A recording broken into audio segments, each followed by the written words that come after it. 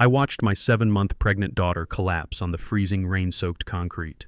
Inside the brightly lit mansion, her husband and his mother swirled red wine in crystal glasses, laughing at her tears. They thought they had broken her. They thought I was just a poor retired laborer who could do nothing to stop them.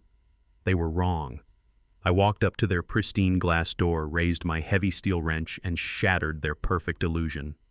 I am Alton Hayes, 68 years old, and a man who spent his entire life building empires from the dirt up. Before I tell you how I dismantled a family of arrogant parasites brick by brick, let me know where you are watching from in the comments below. Hit like and subscribe if you believe that a father's love means burning the world down to protect his child. The rain was coming down in blinding sheets that Tuesday evening. The cold cut straight to the bone, the kind of freezing downpour that clears the streets and keeps everyone locked safely inside. I drove my beat-up Ford pickup through the winding, manicured streets of the upscale gated community. I wore my usual faded flannel shirt and heavy work boots. I had come to bring Sydney some homemade bone broth and vitamins. She was 28 years old, an architect and pregnant with my first grandson. Despite her successful career, her marriage had always felt off to me. I just never knew how dark it had truly gotten. When I pulled up to the sweeping driveway of their modern 3-story mansion, my headlights cut through the darkness and illuminated a scene that made my blood run entirely cold. Sydney was outside. She was on her knees on the hard, wet concrete of the patio. The freezing rain plastered her thin maternity dress to her shivering body. She was sobbing, wrapping her arms protectively around her swollen belly. The wind whipped her hair across her face as she struggled to stay upright in the brutal storm. Just a few feet away, safely behind the floor-to-ceiling tempered glass doors, sat Bradley, my son-in-law, and his mother, Victoria. They were lounging comfortably on custom leather sofas. A massive stone fireplace was roaring behind them, casting a warm golden glow across the room. They held crystal glasses filled with expensive red wine. Victoria pointed at my daughter and threw her head back in a cruel laugh. Bradley took a leisurely sip of his wine, smiled, and turned his back on his own pregnant wife. They were punishing her.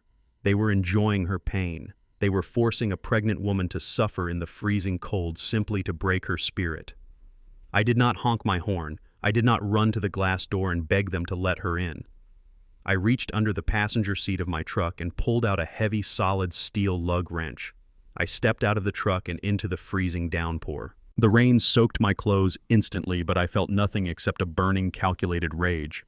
I walked past my daughter, stepping squarely up to the massive, expensive glass door. Bradley saw me approach. He smirked and took another sip of his wine, probably expecting me to knock and plead for mercy. I did not knock. I raised the steel wrench and swung it with the full force of a man who had spent 40 years working with his bare hands. The impact was deafening. The thick tempered glass spider-webbed for a fraction of a second before exploding inward. Thousands of sharp shards rained down onto their pristine hardwood floors and imported Persian rugs. Victoria let out a piercing shriek, dropping her wine glass. The dark red liquid stained the white carpet like fresh blood. Bradley jumped back, his smug expression instantly replaced by sheer terror. I stepped through the ruined doorway, the heavy glass crunching beneath my steel-toed boots. The freezing wind and rain immediately rushed into their warm sanctuary. I did not look at them. I immediately took off my thick, insulated coat and knelt beside Sydney. I wrapped it tightly around her shivering shoulders. She clung to me, crying hysterically, her teeth chattering so hard she could barely form a coherent word. I lifted her gently off the freezing ground and guided her to a dry spot near the foyer. Victoria finally found her voice. Her face was twisted in disgust and aristocratic fury. She pointed a manicured finger at me. "You filthy savage," she screamed. "Look what you did to my son house. You people are all the same. Violent, uneducated thugs. You drag your dirt into civilized places because you do not know any better. You are going to pay for every single penny of this damage, you miserable old laborer." I stood up slowly. I did not yell. I did not curse at her. I simply stared at her with a gaze so icy it made her take a sudden step back. I had dealt with people like Victoria Sutton my entire life. People who inherited their wealth, who thought a designer dress and a trust fund made them superior to a man with calloused hands and dark skin. She looked at my flannel shirt and my worn-out boots and assumed I was nothing but a retired construction worker. She thought she could insult me without consequence. She had absolutely no idea who she was really dealing with. I turned my attention to Bradley. He was standing near the fireplace brushing glass off his expensive cashmere sweater. He puffed out his chest, trying to look intimidating despite the fear in his eyes. "You are going out in handcuffs," Alton Bradley sneered. "You just committed a felony. I am going to make sure you rot in a prison cell, and I am going to make sure Sydney pays for this mess for the rest of her life." I stepped closer to him. I looked right through his arrogant facade. I spoke slowly, ensuring every word carried the weight of an absolute promise. "Your eviction starts right now." Bradley stared at me for a second, then let out a loud, theatrical laugh. "My eviction," he mocked, his voice echoing in the large, ruined room. "Are you senile, old man? This is my house. I own this property. You are nothing but a broke, washed-up handyman who cannot even afford a decent vehicle. You do not have the power to evict anyone. You are completely delusional." He pulled his latest model smartphone from his pocket. He looked at me with a malicious, calculating glint in his eye. He was about to play his favorite card. The card people like him always played when they wanted to destroy someone who looked like me. He dialed 911 and put the phone to his ear, never breaking eye contact. "Yes, I need police immediately at 402 Oak Ridge Drive," he said, forcing fake panic into his voice. "There's a large, armed African-American man who just broke into my home. He smashed my glass door with a steel weapon. He is aggressive, he is armed, and I fear for my life and my mother's life. Please hurry, he is threatening to kill us." He hung up the phone and smiled, a wicked, triumphant smile. "The police in this neighborhood do not play around with armed intruders," Alton Bradley whispered maliciously. "They are going to draw their guns the second they see you. You are finished." Victoria stood behind him, crossing her arms with a satisfied smirk. She looked at Sydney, who was trembling silently inside my coat. "This is what happens when you bring low-class trash into our family," Victoria said coldly. I stood my ground. I did not run. I did not panic. I simply stood between my daughter and the shattered door, waiting for the sirens to arrive. They thought they had backed a helpless old man into a deadly corner. They thought they controlled the narrative. They had no idea they had just declared war on a man who owned the very ground they stood on. The wail of sirens pierced the freezing rain long before the flashing red and blue lights illuminated the shattered glass on the living room floor. 3 patrol cars skidded to a halt on the wet driveway.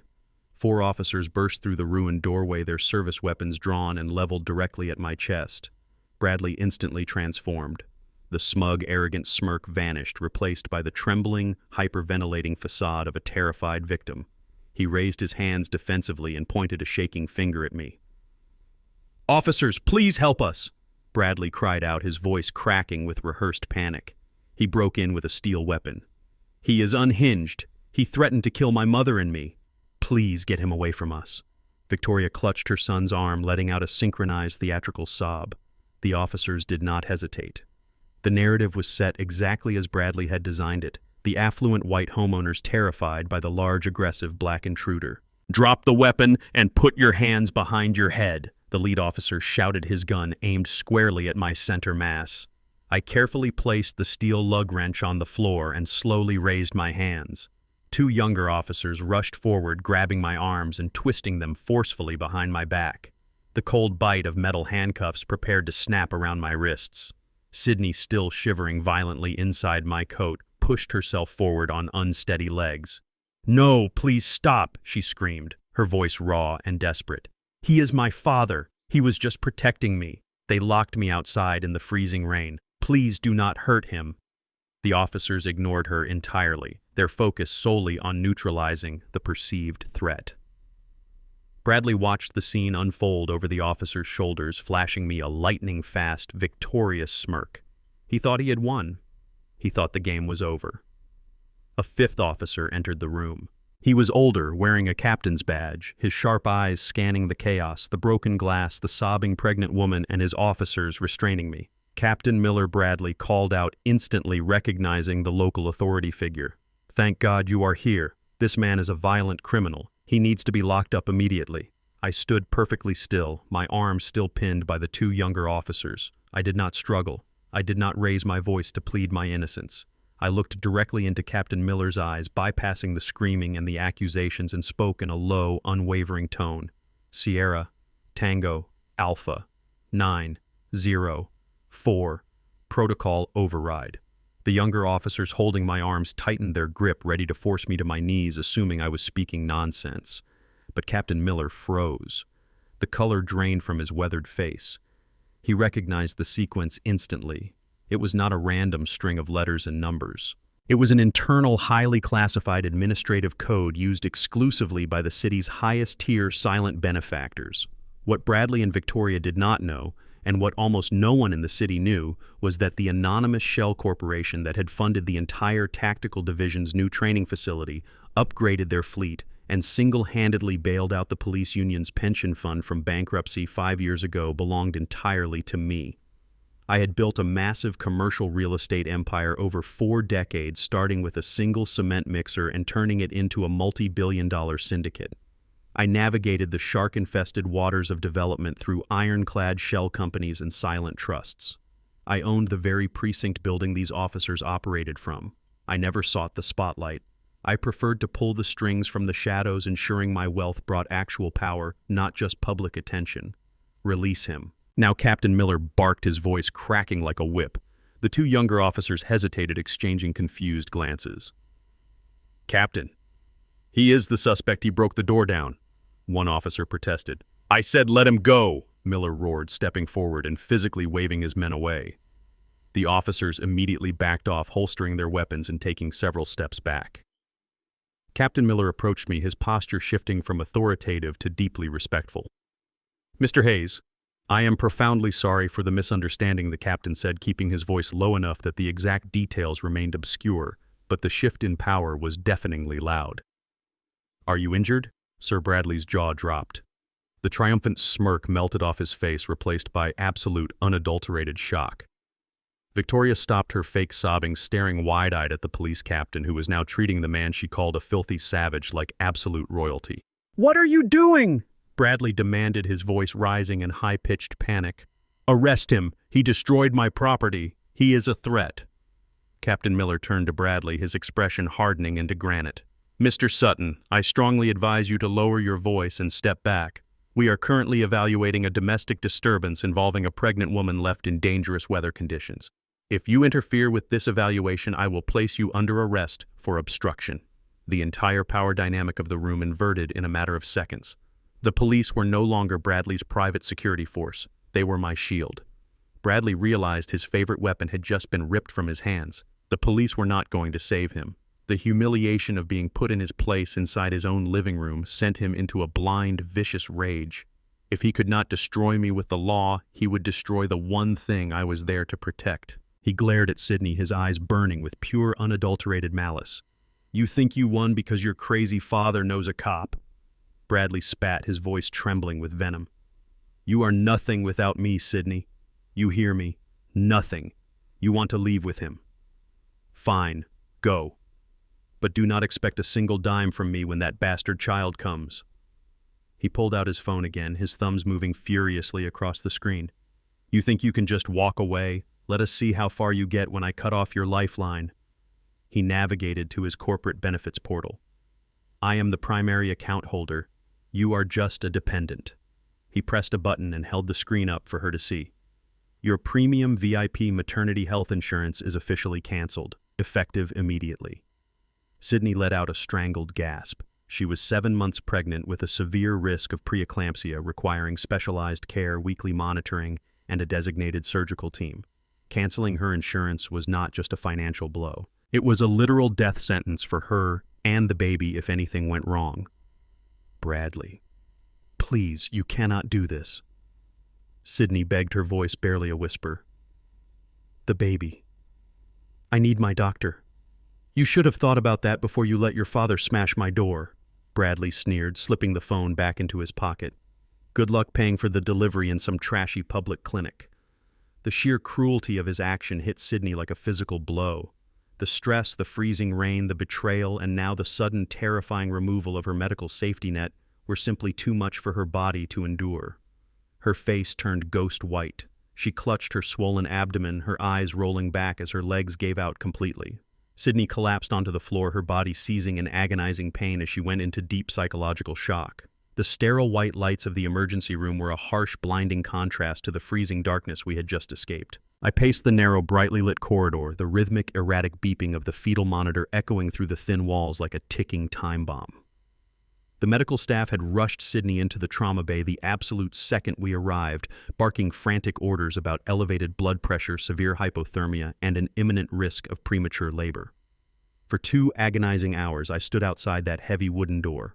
I am a man who could easily buy this entire hospital building in cash, yet I felt entirely powerless to save my own daughter from the physical toll of her husband's cruelty. Finally, the attending physician stepped out into the hallway, his face drawn but carrying a small measure of relief.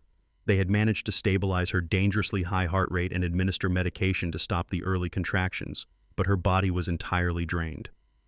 I walked slowly into the private recovery room. Sydney looked incredibly small and fragile in the clinical hospital bed, her face pale against the stiff white pillows. She opened her eyes slowly, blinking against the harsh fluorescent light, and reached out for my hand. Her fingers were still ice cold to the touch. I pulled a chair close to the bed and asked her the question that had been burning a violent hole in my chest since I found her trembling in the storm. "Why were you out there, Sydney? Why were you on your knees in the freezing rain?" Tears instantly welled up in her exhausted eyes, spilling over her pale cheeks and soaking the hospital gown. She looked away, suffocated by a profound and heavy shame. "It was over a dress, Dad," she whispered, her voice trembling so hard she could barely form the words. "Victoria bought a custom designer evening gown for a prestigious charity gala next week. It cost $10,000. I tripped while carrying a heavy tray of appetizers and spilled a glass of red wine on the silk fabric." Bradley was absolutely furious. He grabbed me by my arm, dragged me outside onto the patio, and locked the glass door. He told me I had to kneel in the rain until I truly understood my place in his family. He said I was nothing but a clumsy liability who did not appreciate their wealth. The sheer absurdity and calculated malice of that punishment made my blood boil all over again. A $10,000 dress. My pregnant daughter and my unborn grandson almost lost their lives over a piece of fabric. I gently stroked her forehead, speaking softly to her until the heavy dose of medical sedatives pulled her back into a restless, much-needed sleep. As I sat beside her in the dim room, keeping a silent and angry vigil, her smartphone vibrated aggressively on the bedside table. It was a harsh, continuous sound that cut right through the quiet hum of the medical equipment. I normally respected her privacy implicitly, but the horrifying events of the night had completely erased any standard boundaries. I needed to know exactly what kind of invisible trap my daughter was currently caught in. I picked up the device, the screen illuminated with a rapid flurry of urgent notifications. They were not text messages from concerned friends or emails from her architectural firm. They were automated critical alerts from major banking institutions. Insufficient funds, overdraft penalty applied, final notice of payment declined. I unlocked the phone using the numerical passcode I knew she had used since her college days and opened her primary banking application. The numbers displayed on the screen simply did not make any sense to my business-oriented mind. Sydney was a highly successful senior architect. She made a lucrative 6-figure salary and had always maintained an impeccable credit score. She had been financially responsible since she earned her first paycheck as a teenager, but right now her primary checking account showed a negative balance of $450. I opened her credit card portfolio app. The reality was catastrophic. Her American Express Platinum card was entirely maxed out to its limit. Her Chase Sapphire account was completely frozen due to 3 months of non-payment. Her Discover card had already been sent to aggressive third-party collections. I scrolled through the detailed transaction history, my stomach tightening into a hard, cold knot. These were absolutely not her personal expenses. There were massive recurring charges for luxury sports car leases, high-end designer watches, exclusive golf club memberships, and first-class flights to Dubai and Monaco. Bradley had systematically drained every single cent of her liquid assets. He had hijacked her financial independence, leaving her completely destitute and entirely dependent on him. This was exactly why she felt she could not simply pack her bags and leave his abuse. This was the psychological and financial trauma bond he had meticulously built over the past 2 years. He had isolated her from her friends, ruined her perfect credit score, and made her believe she could not survive a single day without his supposed generosity. It was a textbook case of severe financial abuse executed with a ruthless and terrifying precision. But my investigation did not stop at a few maxed-out credit cards. I dug much deeper into her primary email inbox, actively searching for keywords related to banks and legal firms. I found a hidden folder marked Urgent Legal Matters. I opened it and began reading through a series of heavily encrypted PDF documents. My vision narrowed. The cold, protective rage that had been simmering inside me transformed into something much sharper and far more dangerous. Bradley had not just stolen her hard-earned money. He had turned my daughter into a human shield for his own criminal enterprise. As I meticulously reviewed the electronic signatures on the dense legal documents, the entire horrifying scope of his deception came into crystal clear focus. Bradley portrayed himself as a brilliant wealth management director, but he was not actually managing anyone's wealth. He was operating a high-level Ponzi scheme, moving imaginary money around to fund his lavish lifestyle and appease increasingly aggressive private investors. To protect himself from the inevitable and catastrophic collapse of his fake empire, he desperately needed a perfect fall guy. He needed someone with a spotless financial record and a high earning potential to co-sign his fraudulent corporate loans. He had psychologically manipulated Sydney into signing as the primary financial guarantor for 3 separate offshore shell companies. The documents were cleverly disguised as standard marital asset management forms filled with complex legal jargon that he had heavily pressured her to sign during her first trimester when she was constantly exhausted, violently ill, and emotionally vulnerable. By signing those digital pages, Sydney had unknowingly assumed full legal and absolute financial responsibility for all of Bradley's fraudulent corporate debts. I scrolled down to the bottom line of the final demand letter from a ruthless private equity firm based in New York. The final number stared back at me stark bold and absolutely terrifying: $3 million. Bradley had saddled my pregnant daughter with a $3 million criminal debt. If his house of cards collapsed tomorrow, he would pack his bags and walk away clean while the federal authorities and ruthless private creditors came directly after Sydney. He had engineered her complete destruction, ensuring that if she ever found the courage to leave him, she would end up rotting in a federal prison or completely bankrupt for the rest of her natural life. He thought he was a financial mastermind. He thought he had successfully trapped a naive young woman and completely outsmarted her simple working-class father. He did not realize that he had just handed a billionaire commercial real estate mogul the exact legal blueprint needed to utterly destroy him. I slipped the phone back into my pocket, the evidence for his total downfall now safely in my possession. The heavy wooden door to the private recovery room swung open, shattering the brief moment of quiet. Victoria Sutton marched into the room with the entitlement of a queen surveying a conquered territory. She had taken the time to change out of her ruined evening gown and was now wearing a pristine beige cashmere trench coat, her hair perfectly coiffed, her posture rigid with aristocratic arrogance. She completely ignored the fetal monitor, the intravenous lines attached to her daughter-in-law, and the sheer exhaustion painted across Sydney's face. Victoria stopped at the foot of the hospital bed, opened a designer leather portfolio, and pulled out a thick stack of legal documents. She tossed the papers carelessly onto Sydney's legs. Sydney jumped, her eyes darting between the harsh legal print and her mother-in-law's cold face. "This is a post-nuptial agreement," Victoria declared, her voice devoid of a single ounce of empathy. "Bradley had his legal team drafted up tonight. You are going to sign it immediately. Your little stunt in the rain was a massive embarrassment to our family, and my son is incredibly generous to even offer you a path to forgiveness. You have brought absolutely nothing but liability into this marriage. By signing this document, you formally acknowledge that any and all corporate debts associated with your name are your sole legal responsibility. You will protect my son's assets, you will waive any right to his future earnings, and you will prove that you are not the scheming gold digger I always knew you were. Sign it. Sydney or Bradley will file for divorce before the sun comes up, and he will ensure you do not get a single dime of support for that child."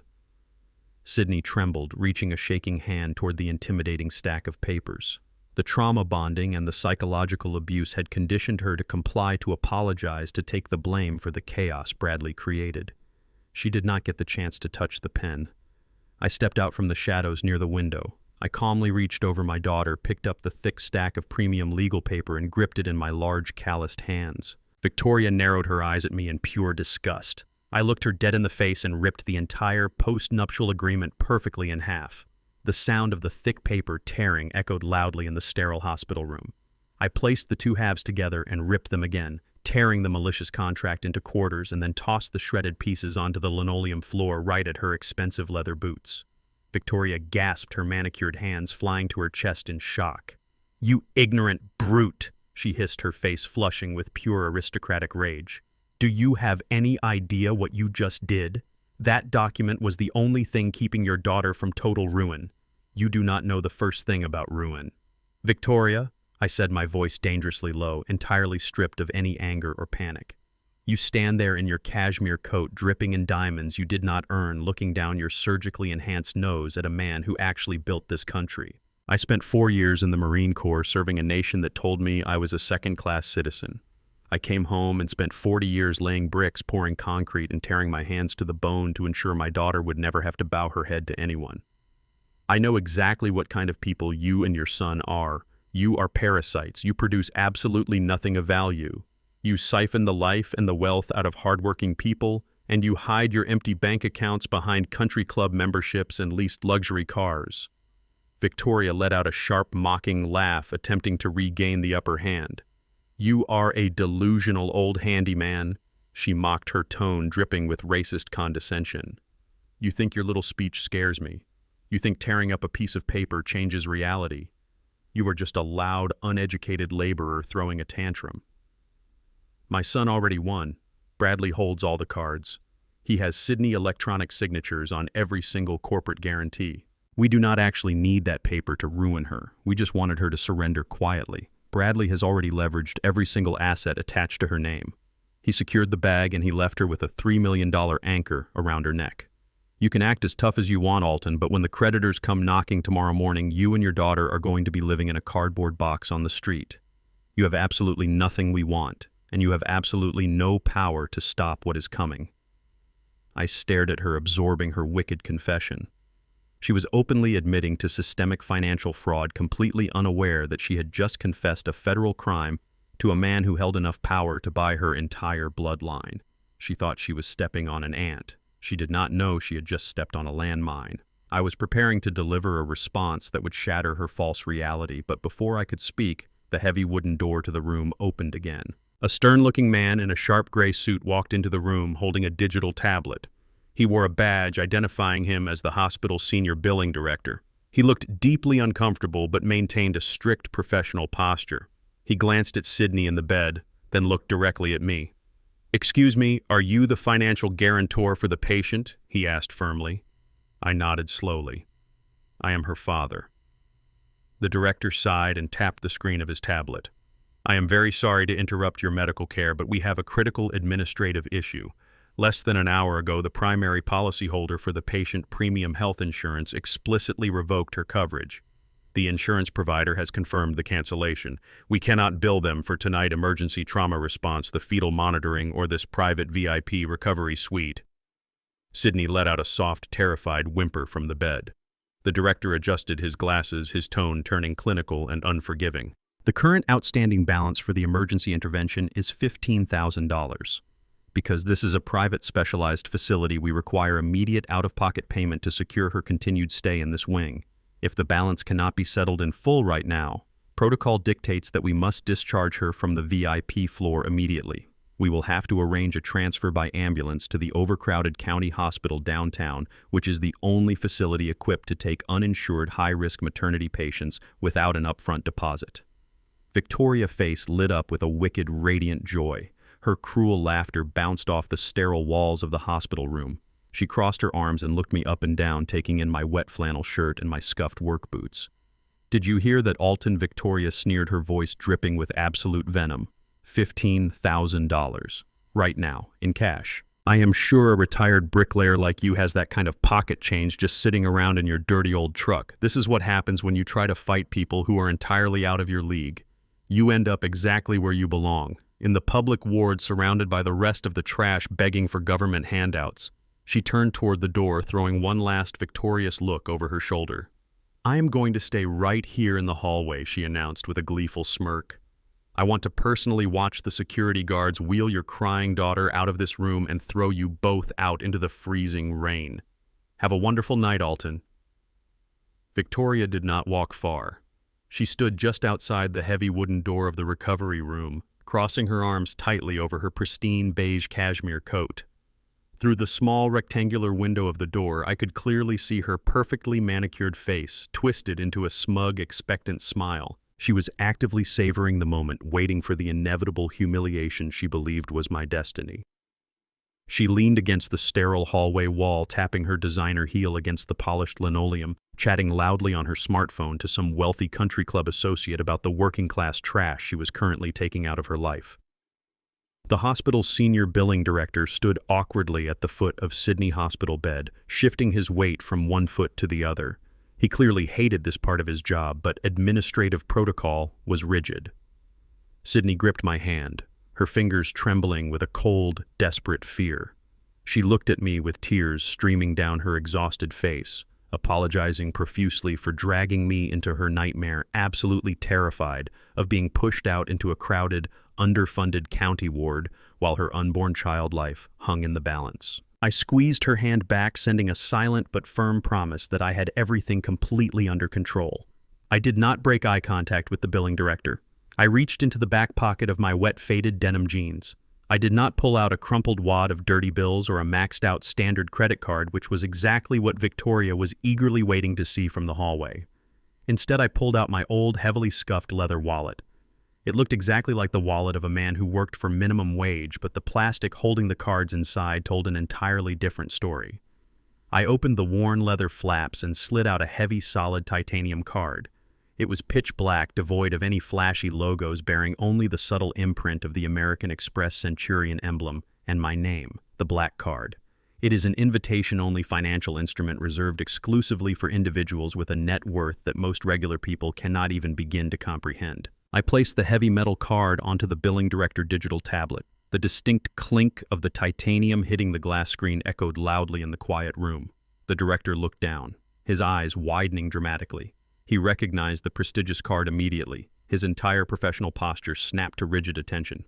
"Charge the $15,000 for my daughter emergency trauma care right now," I instructed, my voice calm but projecting absolute authority. "Then I want you to run the card again.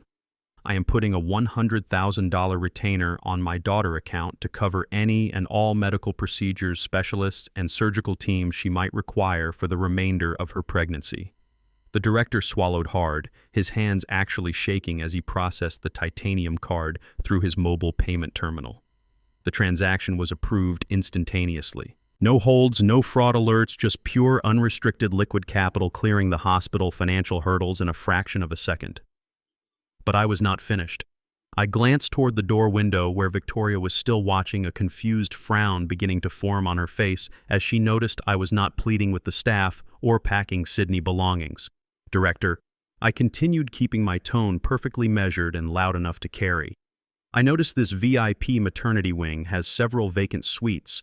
I do not want my daughter dealing with any unnecessary noise, stress, or unwanted visitors. How much does it cost to secure this entire floor for the week?" The director stammered, looking at his digital screen in pure disbelief. "Sir, renting the entire private wing is completely unprecedented. It would easily exceed $40,000 for the week." "Put it on the card," I commanded. "And I want a 24-hour private security detail stationed at the elevator banks. Absolutely no one accesses this floor without my direct, explicit authorization. Do we have an understanding?" "Yes, Mr. Hayes, absolutely," the director replied, his tone now entirely deferential and eager to please. "I will secure the floor and arrange the security detail right this second." Victoria had pushed the room door open just a crack, unable to contain her malicious curiosity any longer. She had heard enough to realize her grand victory was violently unraveling before her very eyes. She pushed her way back into the room, her eyes darting frantically between the billing director, the titanium card, and my muddy work boots. "What is going on here?" Victoria demanded, her voice shrill with sudden, uncontrolled panic. "Director, you are supposed to be transferring them to the county clinic. This man is a retired bricklayer. He is scamming you. That card is obviously stolen or fake. Call the police right now." The director turned to Victoria, his expression completely devoid of the forced patience he had shown her earlier. "Madam, Mr. Hayes' payment has cleared successfully in full. He has also just secured private occupancy of this entire maternity wing. As per his instructions, this is now a highly restricted area." Victoria stood completely paralyzed, her mouth opening and closing without producing a single coherent sound. The aristocratic arrogance that had defined her entire existence was currently evaporating into thin air. She stared at the black titanium card in the director hand as if it were a venomous snake. She could not process the reality that the man she had just degraded and called a filthy savage possessed more liquid wealth than her entire fake high society lineage. "You cannot do this," Victoria finally sputtered, her face turning a blotchy, humiliating red. "Do you know who I am? I sit on the hospital charity board." The director signaled to the two large security guards stationed down the hall. "Actually, ma'am, as of this exact moment, you do not have the required security clearance to be on this floor. I am going to have to ask you to leave the premises immediately." The guards stepped forward firmly, placing their hands on Victoria's cashmere-clad arms. She shrieked, struggling violently against their grip, completely losing any remaining shred of her upper-class dignity. "Let go of me!" she screamed, her designer heels slipping on the polished floor as they dragged her backward out of the room. "You have not seen the last of us, Alton. You hear me?" As her hysterical threats faded down the elevator shaft, the hospital room finally settled into a peaceful, secure silence. Sydney let out a long, shaky breath, sinking deeper into her pillows, the immediate threat to her medical care completely neutralized. I sat back down beside her, ready to finally comfort my daughter properly. But before I could speak, Sydney's smartphone lit up on the bedside table with a new text message. Notification. She reached for it, her face still pale. I watched her read the message, and instantly a fresh wave of absolute terror washed over her features. She let out a choked, devastated sob, dropping the phone onto her lap. I quickly grabbed the device. Bradley had just sent her a video file. I pressed play. The footage showed Bradley standing in the freezing rain in the driveway of his rented mansion. He was holding a large steel sledgehammer. Behind him was a massive industrial dumpster. With a sickeningly cheerful smile, he picked up the custom-built mahogany crib Sydney had spent months meticulously restoring for the baby. He threw it violently into the dumpster and smashed it to splinters with the heavy hammer. Next went the boxes of newborn clothes, the stuffed animals, and every single maternal item Sydney owned, all tossed into the garbage and ruined by the pouring rain. "Your trash father might have bought you a hospital bed." Bradley's mocking voice echoed through the small phone speaker. "But you have absolutely nothing to come home to. You are officially erased from this property." I watched the video of the custom mahogany crib splintering into 100 jagged pieces over and over until the phone screen went dark.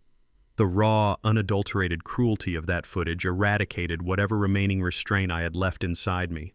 I leaned over the hospital bed, kissed Sydney gently on the forehead, and promised her she was completely safe now. I walked out of the VIP maternity suite, giving a firm nod to the heavily armed private security detail I had just hired to guard the elevator banks. I left the hospital and climbed back into my beat-up Ford pickup.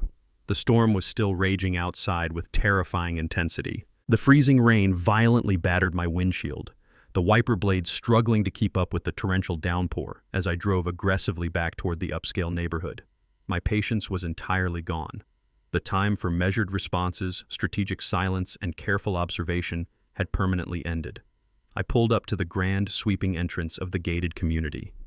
The massive wrought iron security gates were locked tight, flanked by tall stone pillars and a heavily fortified, brightly lit guardhouse. Bradley had clearly given strict, panicked orders to the staff. The moment my rusted truck idled at the entrance, two private security contractors stepped out of the booth. They were dressed in dark tactical gear, looking at my vehicle with overt, hostile suspicion. They saw an old muddy truck and an older black man behind the wheel, and they instantly decided I was a dangerous threat. One of the guards stepped squarely in front of my hood, holding up his hand in a hard halt. The other approached my driver's side window, his hand resting aggressively on the bright yellow handle of a taser holstered at his hip. "You need to turn this vehicle around right now." The guard barked, his tone laced with absolute uncompromising authority. "This is strictly private property. You are actively trespassing, and the homeowner at 402 explicitly flagged your vehicle. Move along before we forcefully remove you from the premises." I did not roll down my window to argue. I did not plead with them or try to explain the severe family crisis currently unfolding. I put the truck in park, leaving the heavy diesel engine rumbling in the heavy rain. I pulled out my phone and dialed the direct line of Jonathan Pierce, my lead corporate attorney and the most ruthless, unrelenting negotiator on my payroll. He answered on the very first ring, despite the late hour. "Jonathan," I said, my voice steady and cold over the sound of the storm. "I am currently sitting at the main security gate of the Oak Ridge residential development. I need you to confirm the active legal status of the primary land trust." Jonathan typed rapidly on his keyboard, the clicking echoing through the speaker. The Apex Development Trust holds the master deed to the entire Oak Ridge subdivision, Alton, he confirmed smoothly. The homeowners association merely leases the communal infrastructure. Since you are the sole managing director of Apex, you effectively own the concrete they are standing on. You have unrestricted supreme access to the entire compound. I hung up the phone. I opened my truck door and stepped out into the freezing rain. The guard with his hand on the taser instantly drew the weapon, aiming the red laser dot directly at my chest. I said, "Get back in the vehicle," he yelled, his voice cracking with a sudden rush of adrenaline. I completely ignored him. I walked right past the muzzle of his weapon, stepping up to the heavy stainless steel keypad mounted on the stone pillar. I knew this electronic keypad better than anyone else in the city. 15 years ago, I bought this entire 300-acre parcel of land for pennies on the dollar during a municipal bankruptcy auction. I brought in the civil engineers, I paved the winding streets, and I personally laid the foundational infrastructure for the luxury illusion these people now called home. I created the shell companies that manage the land, allowing arrogant people like Bradley to feel like kings of their own castles, completely oblivious to the fact that a working-class black man held the ultimate title to their kingdom. I reached out and punched a specialized 6-digit numerical sequence into the metal keypad. It was not a resident access code. It was the Developer Master Override Protocol, a code programmed directly into the Community Core operating system before a single house was ever constructed. The digital display flashed bright green. A loud mechanical clank echoed through the storm as the heavy magnetic locks disengaged. The massive wrought iron gates smoothly swung open, granting me full and unrestricted access. The two security guards froze in absolute shock. Their jaws slacked as they looked from the open gates to me, completely unable to comprehend how an old man in a muddy flannel shirt had just bypassed a $1 million military-grade security system. "You boys are doing a fine job protecting my property," I said calmly, looking the armed guard dead in the eye. "But you work for the property management firm, and that firm answers directly to me. Put the toy gun away before I terminate your entire corporate contract." I climbed back into the driver's seat of my Ford, shifted it into drive, and rolled right past them. They did not say another word, watching in stunned silence as I navigated the pristine private roads. I pulled onto Bradley Street and immediately spotted the massive industrial dumpster sitting in his wide, custom-paved driveway. The shattered remnants of Sydney custom mahogany crib were spilling over the rusted metal edges, soaking in the freezing rain alongside torn baby clothes and crushed stuffed animals. It was a vicious, highly calculated display of dominance, a message meant to completely break a mother's spirit before she ever returned. It only fueled my burning resolve. I did not pull my heavy truck neatly into the driveway. I turned the steering wheel hard, hitting the gas pedal, and drove my heavy Ford pickup straight over the pristine concrete curb. The large mud-terrain tires tore violently into his meticulously manicured front lawn, churning up deep, thick trenches of expensive green sod and dark brown mud. I parked the truck right in the center of his decorative front garden, the high beams blazing directly into his shattered living room. Almost instantly, the front door flew open. Bradley stormed out onto the covered porch, his face twisted in a volatile mixture of pure fear and explosive, unhinged rage. But he was not holding a cell phone this time.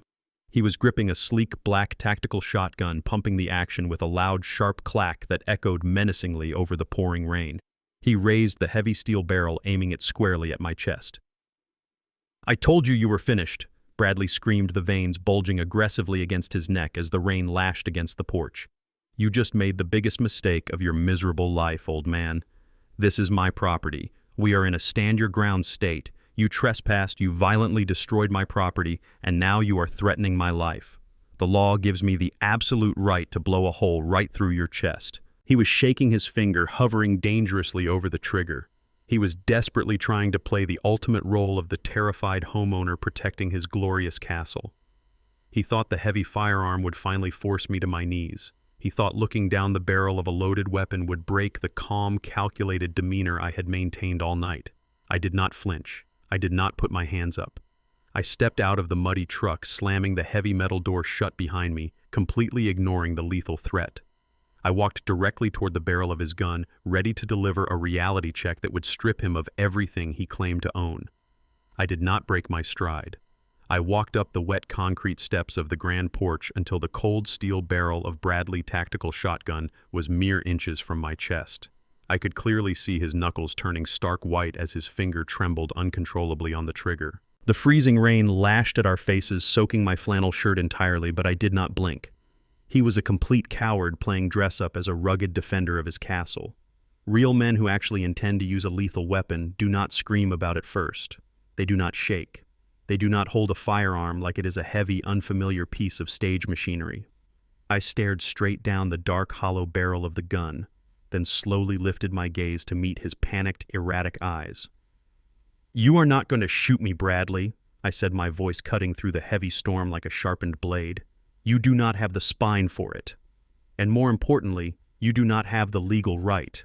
Before he could stammer out another empty threat or adjust his grip on the weapon, I reached swiftly inside my heavy waterproof jacket. Bradley flinched violently, instinctively pulling the gun back an inch, terrified that I was reaching for a concealed weapon. I was reaching for a weapon, but not the kind he expected. I pulled out a thick, bound stack of heavy legal documents and threw them directly at his chest. The dense paperwork smacked hard against his expensive cashmere sweater and fell to the wet porch floor, scattering around his imported designer loafers. "Pick them up and read them," I commanded. "Read the fine print before you make another fatal mistake tonight."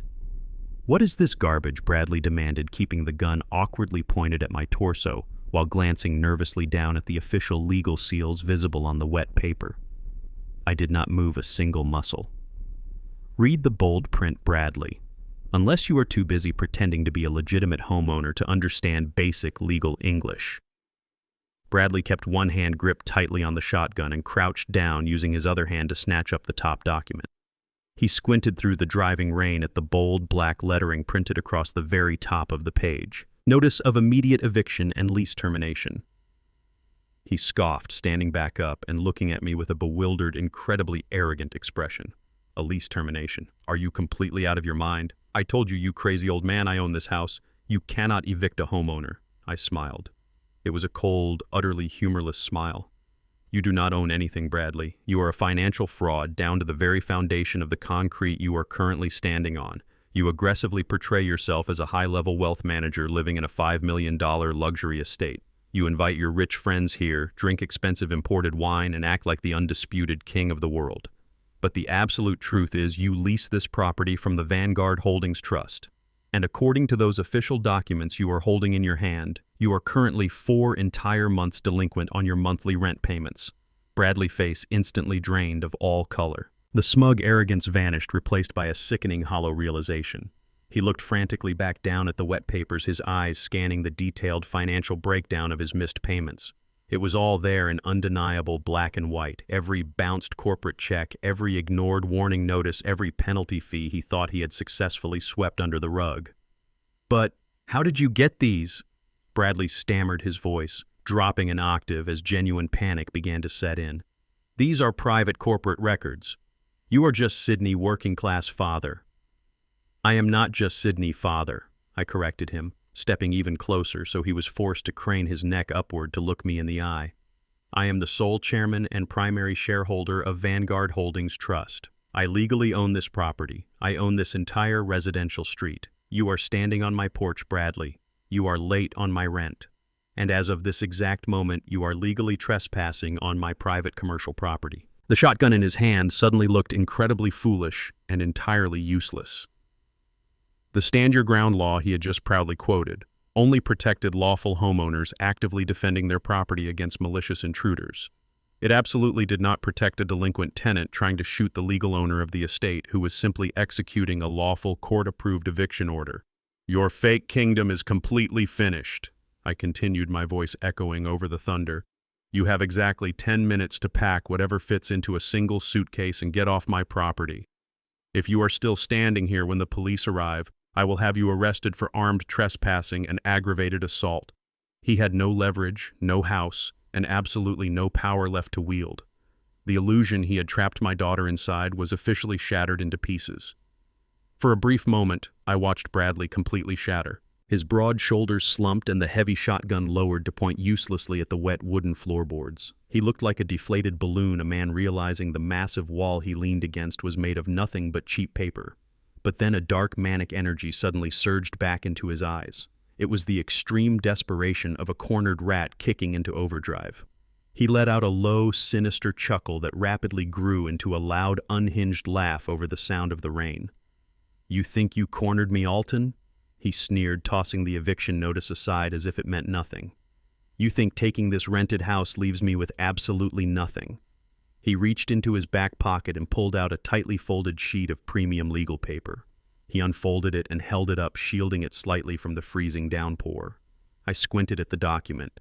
It was a finalized bill of sale for a residential property. It was not this massive rental mansion. It was the modest 3-bedroom starter home Sydney had bought entirely on her own 2 long years before she ever met him. It was her ultimate safety net, her pride and joy, the one asset she had fiercely protected from his businesses.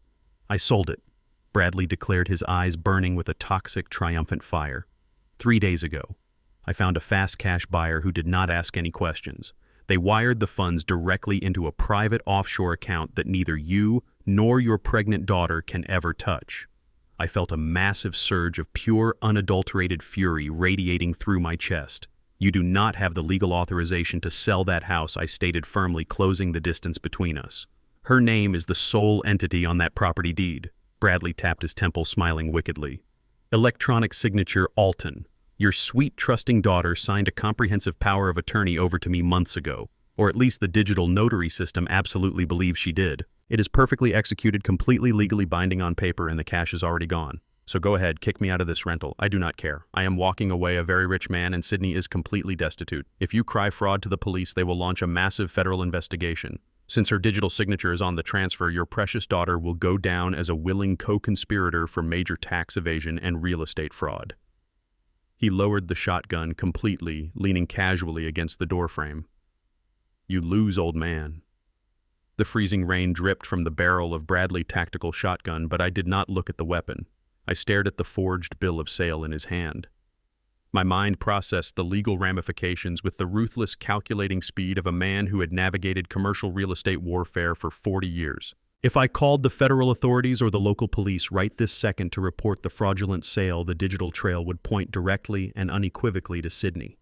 She was the sole legal owner of that property.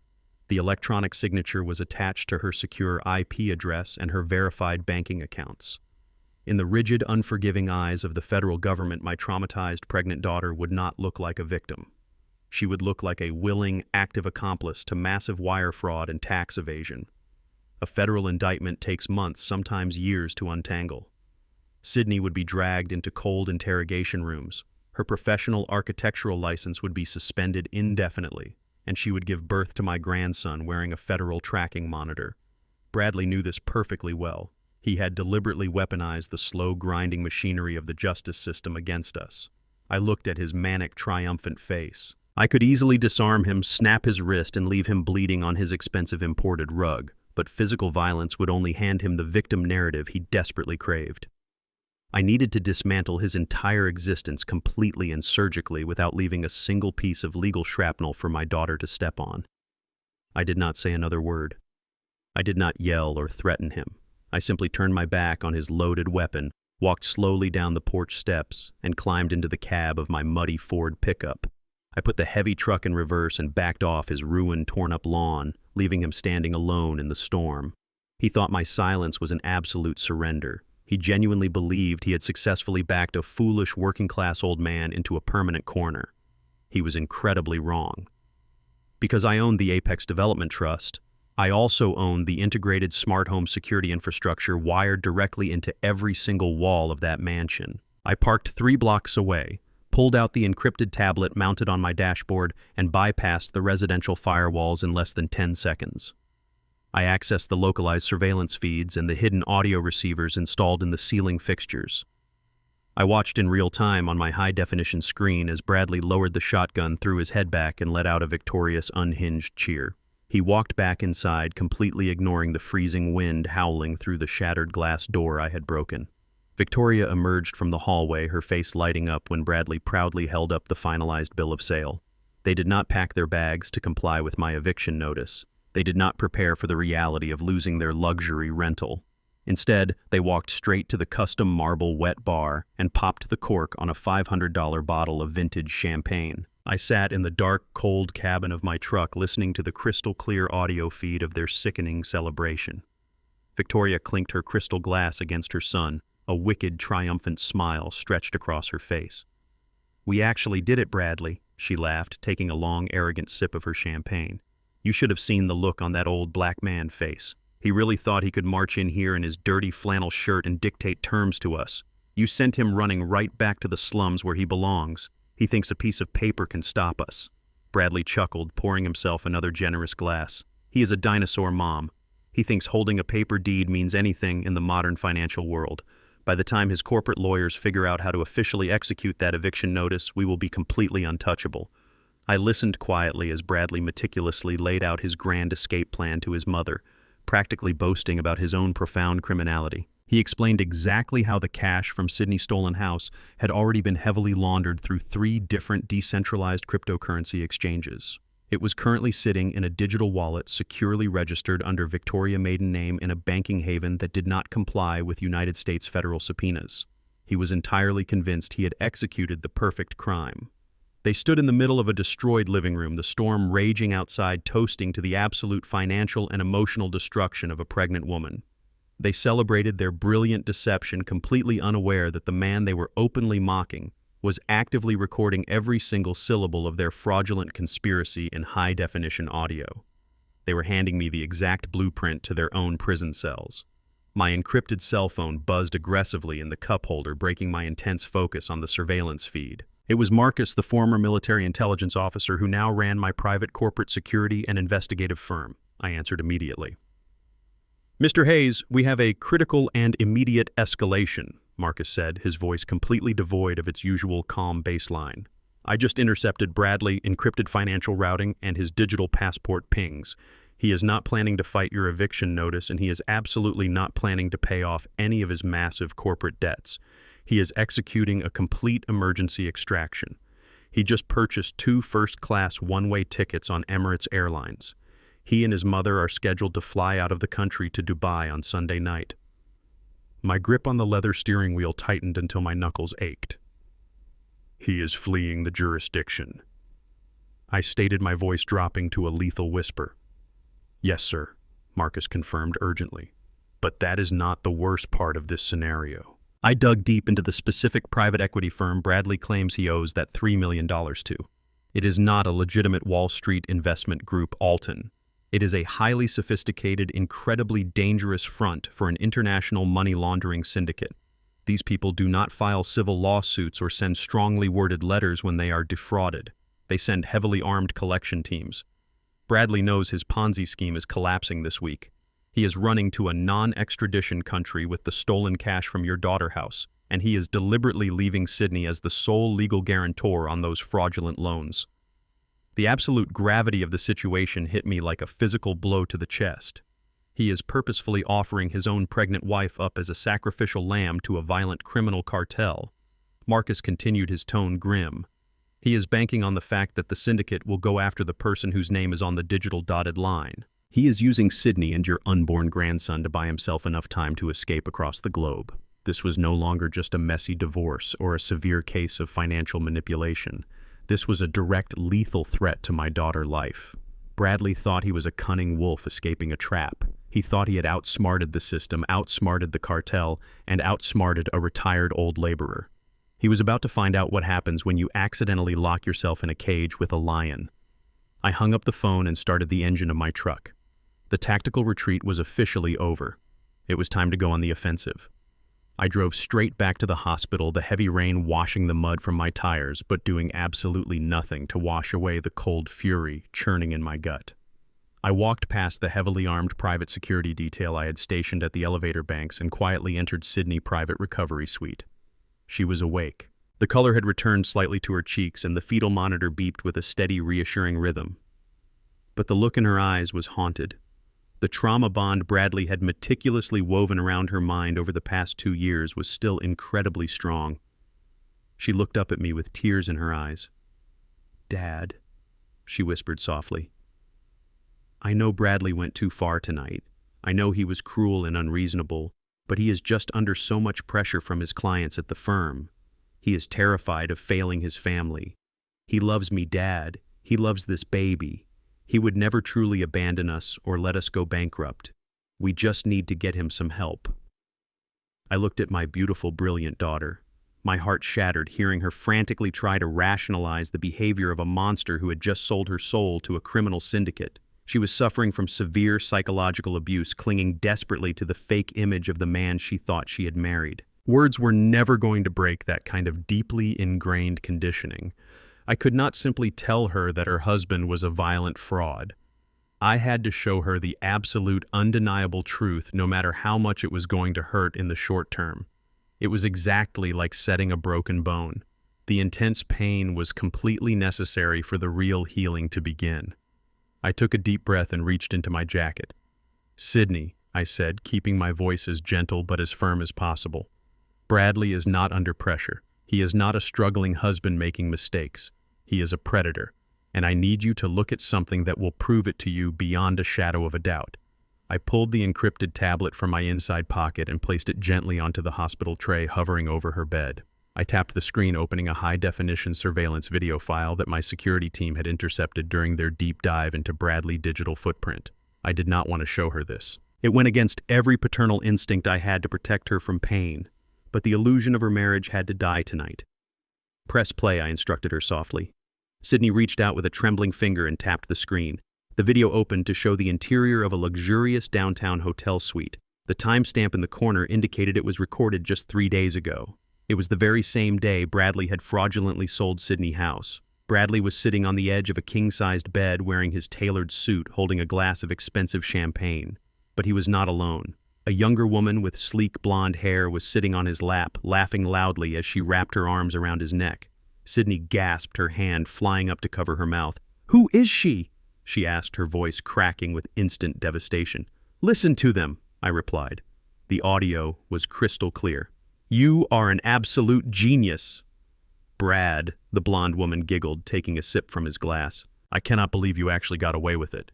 The deed transfer is fully verified and the cash is secure. I could not have done it without my favorite public notary," Bradley replied, leaning in to kiss her aggressively. "Your digital authentication seal worked like magic. My pathetic wife has absolutely no idea her electronic signature was just used to liquidate her precious little house. By the time that bloated whale figures out she is homeless, we will be drinking cocktails in Dubai." The woman laughed again, a sharp and incredibly cruel sound. "Are you sure she will not find out before our flight on Sunday?" Bradley scoffed, waving his hand dismissively. "Sydney is completely clueless. She is so obsessed with trying to please my mother and playing the perfect pregnant housewife that she does not even check her own bank statements. She is nothing but a convenient stepping stone.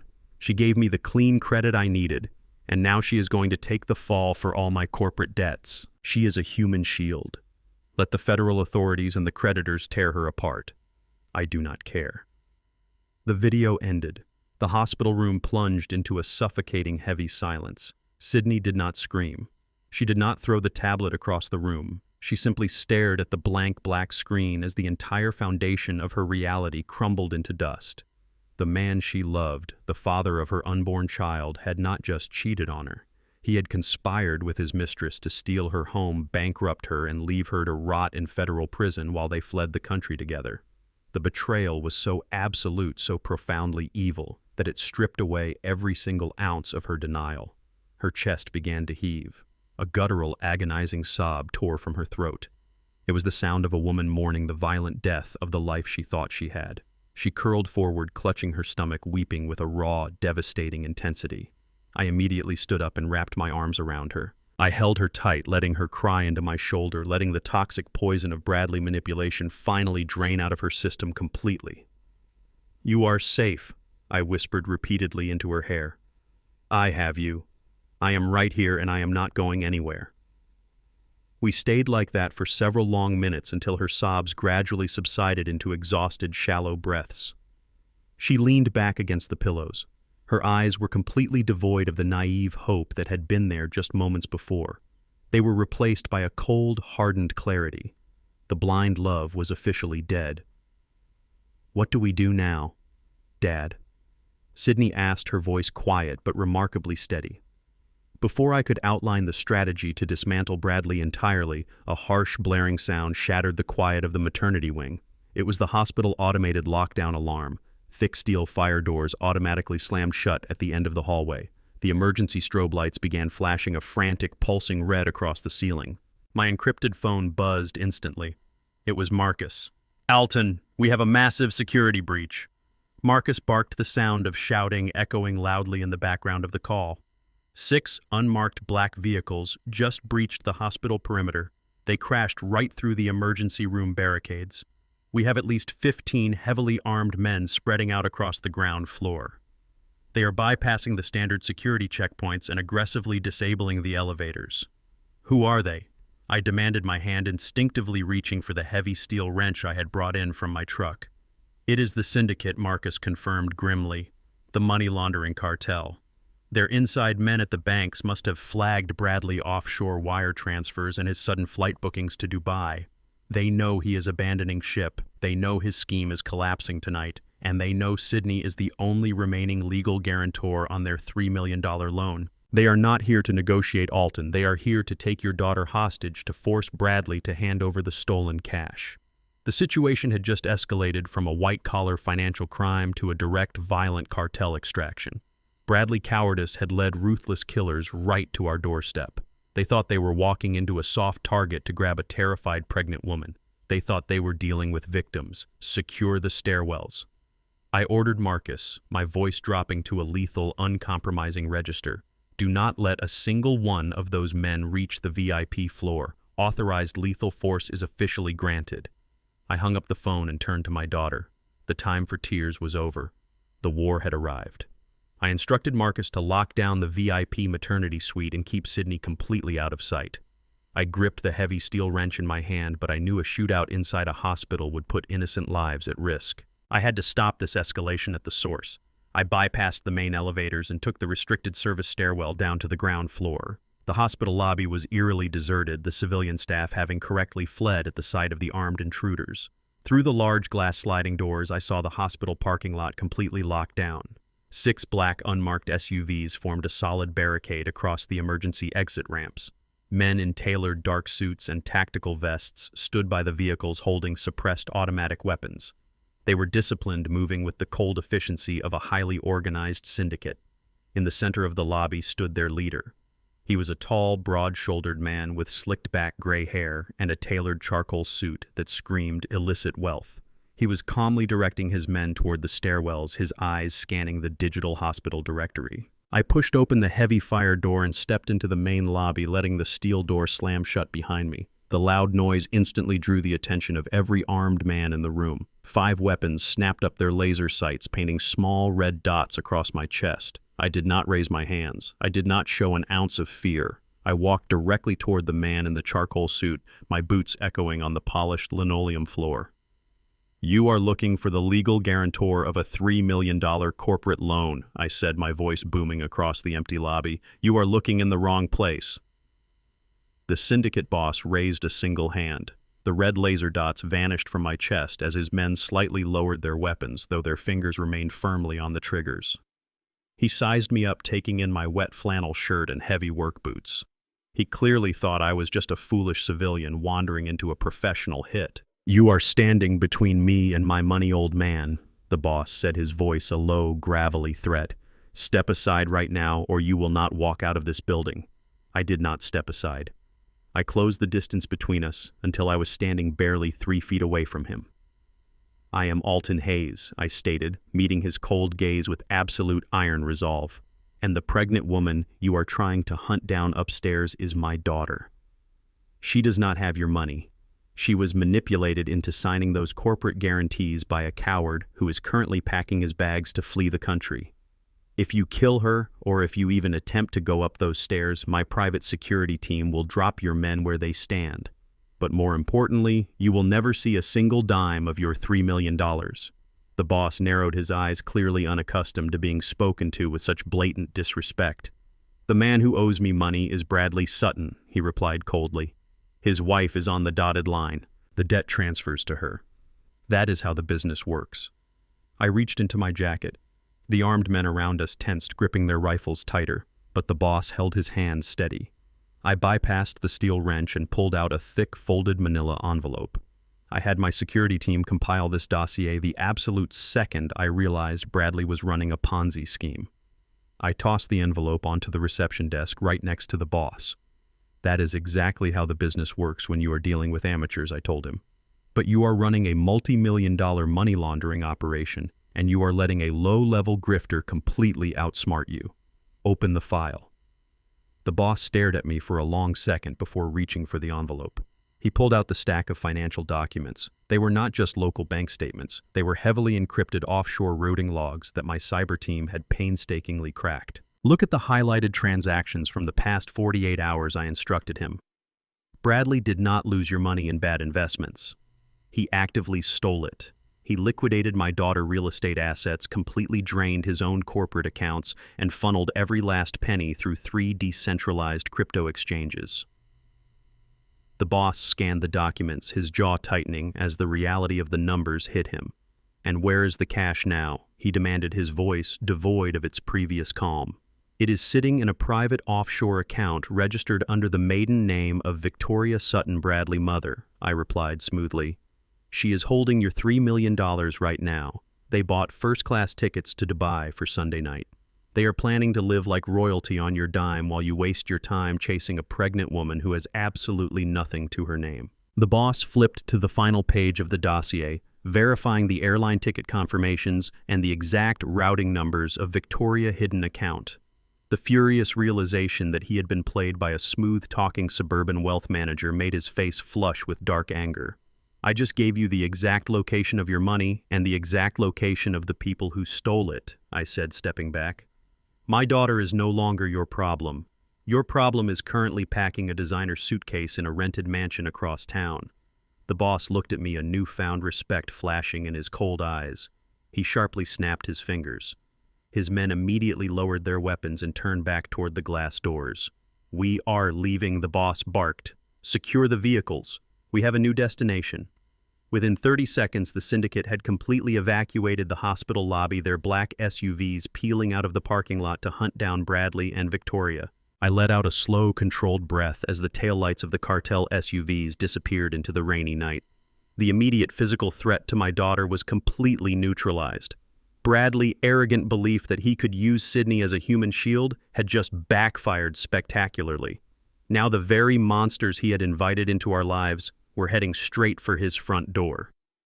I took the elevator back up to the secured VIP floor, my mind already shifting to the next phase of his destruction. I walked back into Sydney's room. She was sitting up in bed, looking infinitely better now that the immediate stress had slightly passed. My security team was still heavily positioned outside her door. You are safe, I told her, sitting back down in the chair beside her bed. The men who were looking for Bradley are gone. They are not coming back here. Sydney let out a massive sigh of relief, leaning her head back against the pillows. Thank you, Dad. I do not know how you did it, but thank you. I thought we finally had a moment of peace to let her rest. I was completely wrong. A desperate rat will always bite the hardest, right before it is exterminated. Sydney's cell phone buzzed aggressively on the bedside table. Then it buzzed again, and again. A relentless flood of notifications began pouring in. She picked up the phone, her tired eyes scanning the screen. Within seconds, the blood drained entirely from her face. She let out a horrifying gasp, dropping the phone onto the blanket as if it had physically burned her. Dad! She choked out, her entire body shaking violently. My firm, my architectural firm, they just suspended me. Bradley just destroyed my entire career. I snatched the phone from her lap. The notifications were not just internal work emails. They were alerts from massive social media platforms and local news outlets. Bradley, realizing his financial scheme was imploding and terrified that his escape plan was compromised, had decided to scorch the earth before he boarded his flight to Dubai. He had uploaded a highly sophisticated, artificially generated video online. It was a flawless deepfake. The video perfectly replicated Sydney's face and voice, showing her explicitly bragging about embezzling hundreds of thousands of dollars from her architectural firm annual charity housing fund. He had expertly woven in real financial documents that he had stolen from her home office to make the fake confession look absolutely undeniable. The video was already going viral, spreading like wildfire across professional networking sites and local media boards. He could not physically harm her tonight, so he had launched a digital nuclear bomb to completely obliterate her reputation, her career, and her pristine public image. The bright screen of the smartphone illuminated the sterile hospital room with a toxic, damning glow. I watched the deepfake video play again. The digital manipulation was terrifyingly flawless. It looked exactly like my daughter. It sounded exactly like her. The fake Sydney smiled arrogantly into the camera, boasting about siphoning charity funds to finance a secret luxury lifestyle. Beneath the video, the view counter spun upward with dizzying, nauseating speed. 10,000 views, 50,000 views, 100,000 views. It was spreading across every major social media platform, fueled by the relentless outrage of the internet. Then the actual phone call came. The caller ID flashed the name of the senior partner at Sydney architectural firm. Sydney reached out with a trembling, clammy hand and accepted the call, putting it on speaker. The senior partner did not offer a greeting. He did not ask how she was doing. His voice was cold, corporate, and completely devoid of any human empathy. "Sydney, we have seen the video," the senior partner stated flatly. "The board of directors convened an emergency meeting 5 minutes ago. Effective immediately, your employment at this firm is officially terminated. We are freezing your corporate accounts, locking your access to the servers, and turning over your financial files to the authorities. Do not contact this office again." The line went dead. The hollow click echoed in the quiet hospital room like a judge slamming a heavy wooden gavel. Sydney dropped the phone onto the blanket. The sheer psychological weight of losing her pristine career, her hard-earned reputation, and her entire professional identity in less than 60 seconds crashed down upon her. She let out a sharp, agonizing cry, suddenly grabbing the sides of her swollen belly. Her face contorted in pure physical agony. The unrelenting stress had finally pushed her fragile body past its absolute breaking point. Severe abdominal cramps racked her frame, doubling her over in the hospital bed.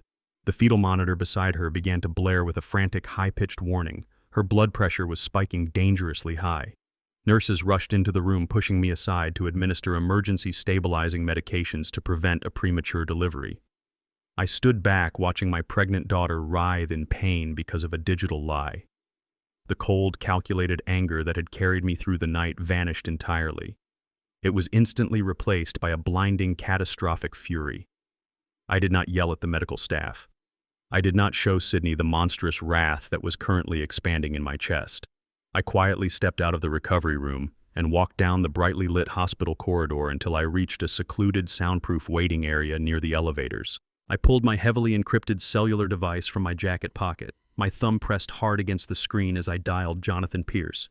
He answered immediately, clearly accustomed to the unpredictable high-stakes hours of my business empire. "Jonathan," I said, my voice dropping to a low, lethal vibration that conveyed absolutely no mercy. Bradley Sutton just deployed a digital weapon. He uploaded a highly sophisticated deepfake video framing Sydney for massive corporate embezzlement. Her firm just fired her over the phone. She is currently fighting off premature labor from the severe emotional shock. I want a total, unrelenting offensive strike launched right this second. I want you to activate the entire Ghost Network. Do you understand me? Jonathan did not hesitate. The Ghost Network was a highly classified, incredibly expensive division of my commercial real estate syndicate. When you build billion-dollar high-rises and navigate vicious municipal zoning wars, you do not just hire lawyers. You employ top-tier digital forensics experts, former military intelligence hackers, and aggressive crisis management firms to protect your assets from corporate espionage. I had spent tens of millions of dollars over the decades, building an invisible, impenetrable digital fortress around my wealth. Now I was turning those defense systems outward into a targeted weapon of mass destruction. "Consider it done," Alton Jonathan replied sharply. "I am mobilizing the cybersecurity division as we speak. What are your exact parameters? I want that video completely scrubbed from the surface of the internet," I commanded. "File emergency legal injunctions, issue massive digital cease and desist orders to every single platform hosting it, and use our tech contacts to permanently bury the algorithm." But that is only step one. Step two is the offensive counterstrike. I want your absolute best cyber operatives to tear that video file apart frame by frame, dig into the hidden metadata, crack the encryption, trace the digital footprint through every proxy server and virtual private network they use to upload it. I want to know the exact geographic location, the exact device, and the exact IP address that launched this malicious attack. I want to know exactly who pressed the button. Jonathan typed furiously on his end. "The digital forensics team is already running the hash files, Alton. We will find the source. Give me 20 minutes.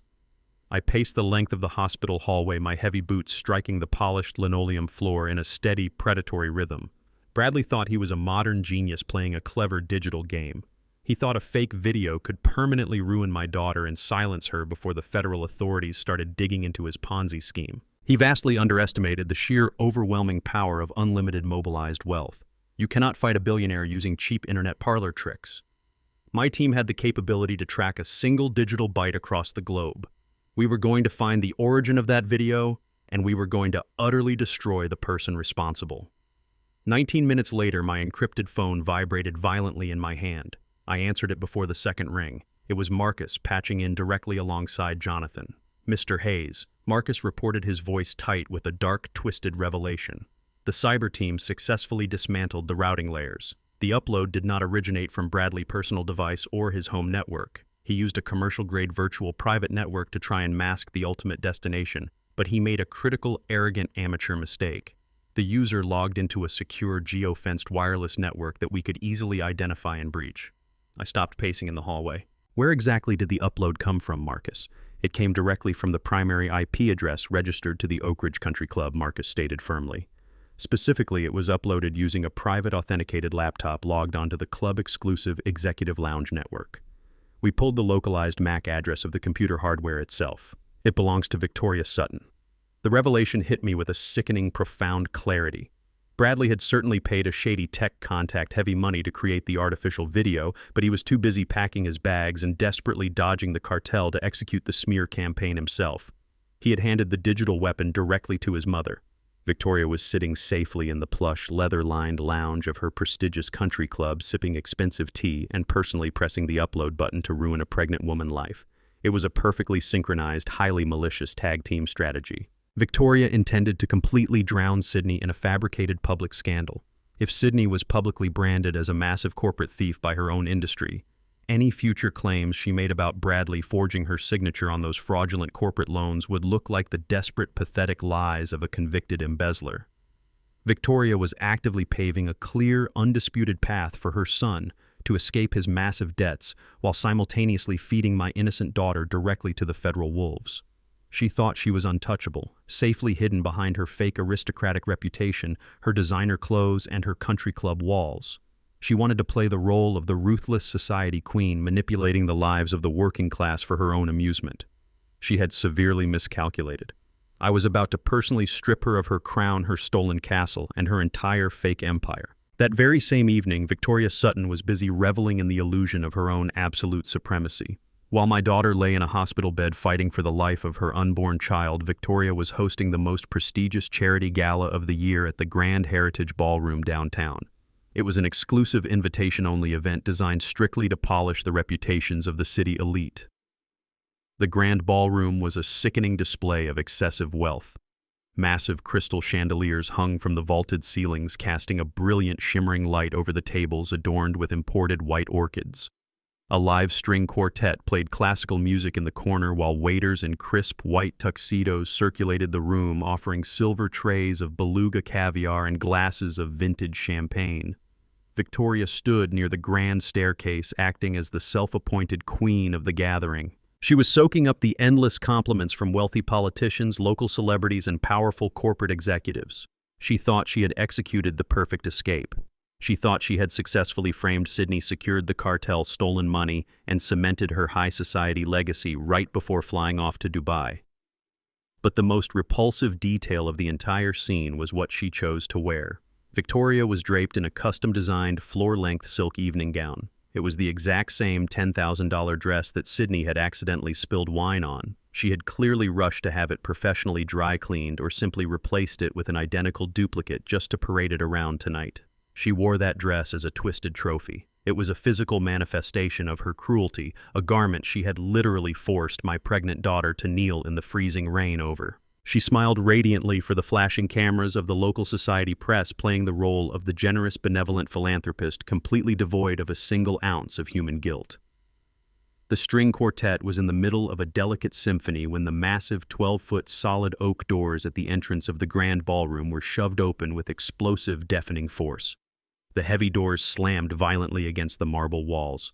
The sharp, booming sound cut through the elegant chatter and the classical music instantly. The string quartet stopped playing. The clinking of crystal glasses ceased.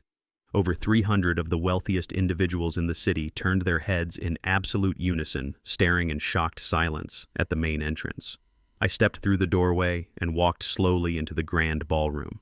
I was no longer wearing the faded flannel shirt, the worn denim jeans, or the muddy steel-toed boots that Victoria loved to mock. I was dressed in a completely custom-tailored $15,000 bespoke charcoal suit crafted by one of the finest tailors in London.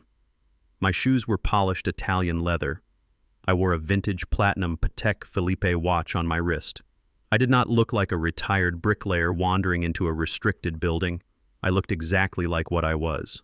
A ruthless, uncompromising billionaire predator who owned the concrete everyone in the room was standing on. My posture was rigid, my expression chiseled from absolute ice. I did not rush. I walked down the grand marble steps with the heavy, deliberate strides of a man who commanded ultimate authority. Victoria was standing near the center of the room holding a glass of champagne. When her eyes locked onto me, her jaw literally dropped. The smug, radiant smile she had been flashing for the cameras vanished instantly, replaced by a look of sheer, unadulterated horror. She could not comprehend how the working-class black man she had degraded hours ago had bypassed the strict security perimeter of an elite society gala. She saw the impeccable tailoring of my suit and the commanding way I held the attention of the room, and her fragile aristocratic ego violently short-circuited. Security, Victoria shrieked, her voice completely shattering the quiet elegance of the ballroom. Her shrill, panicked cry echoed off the vaulted ceilings. "Guards, get in here right now. This man is a violent criminal. He is an armed trespasser. He broke into my son's home earlier tonight. Arrest him and throw him out into the street immediately." 4 large, heavily armed private security contractors instantly stepped out from the perimeter of the room. They moved quickly toward me, their hands reaching for the communication radios on their lapels, ready to execute a forceful physical removal. Victoria crossed her arms, her chest heaving with aggressive, terrified breaths. Nobody touched me. As the lead security. Nobody touched me. As the lead security contractor closed the final few feet between us, he raised a hand to his earpiece, listening to a frantic, highly classified directive coming straight from the top of his chain of command. The guard stopped dead in his tracks. The blood drained from his face.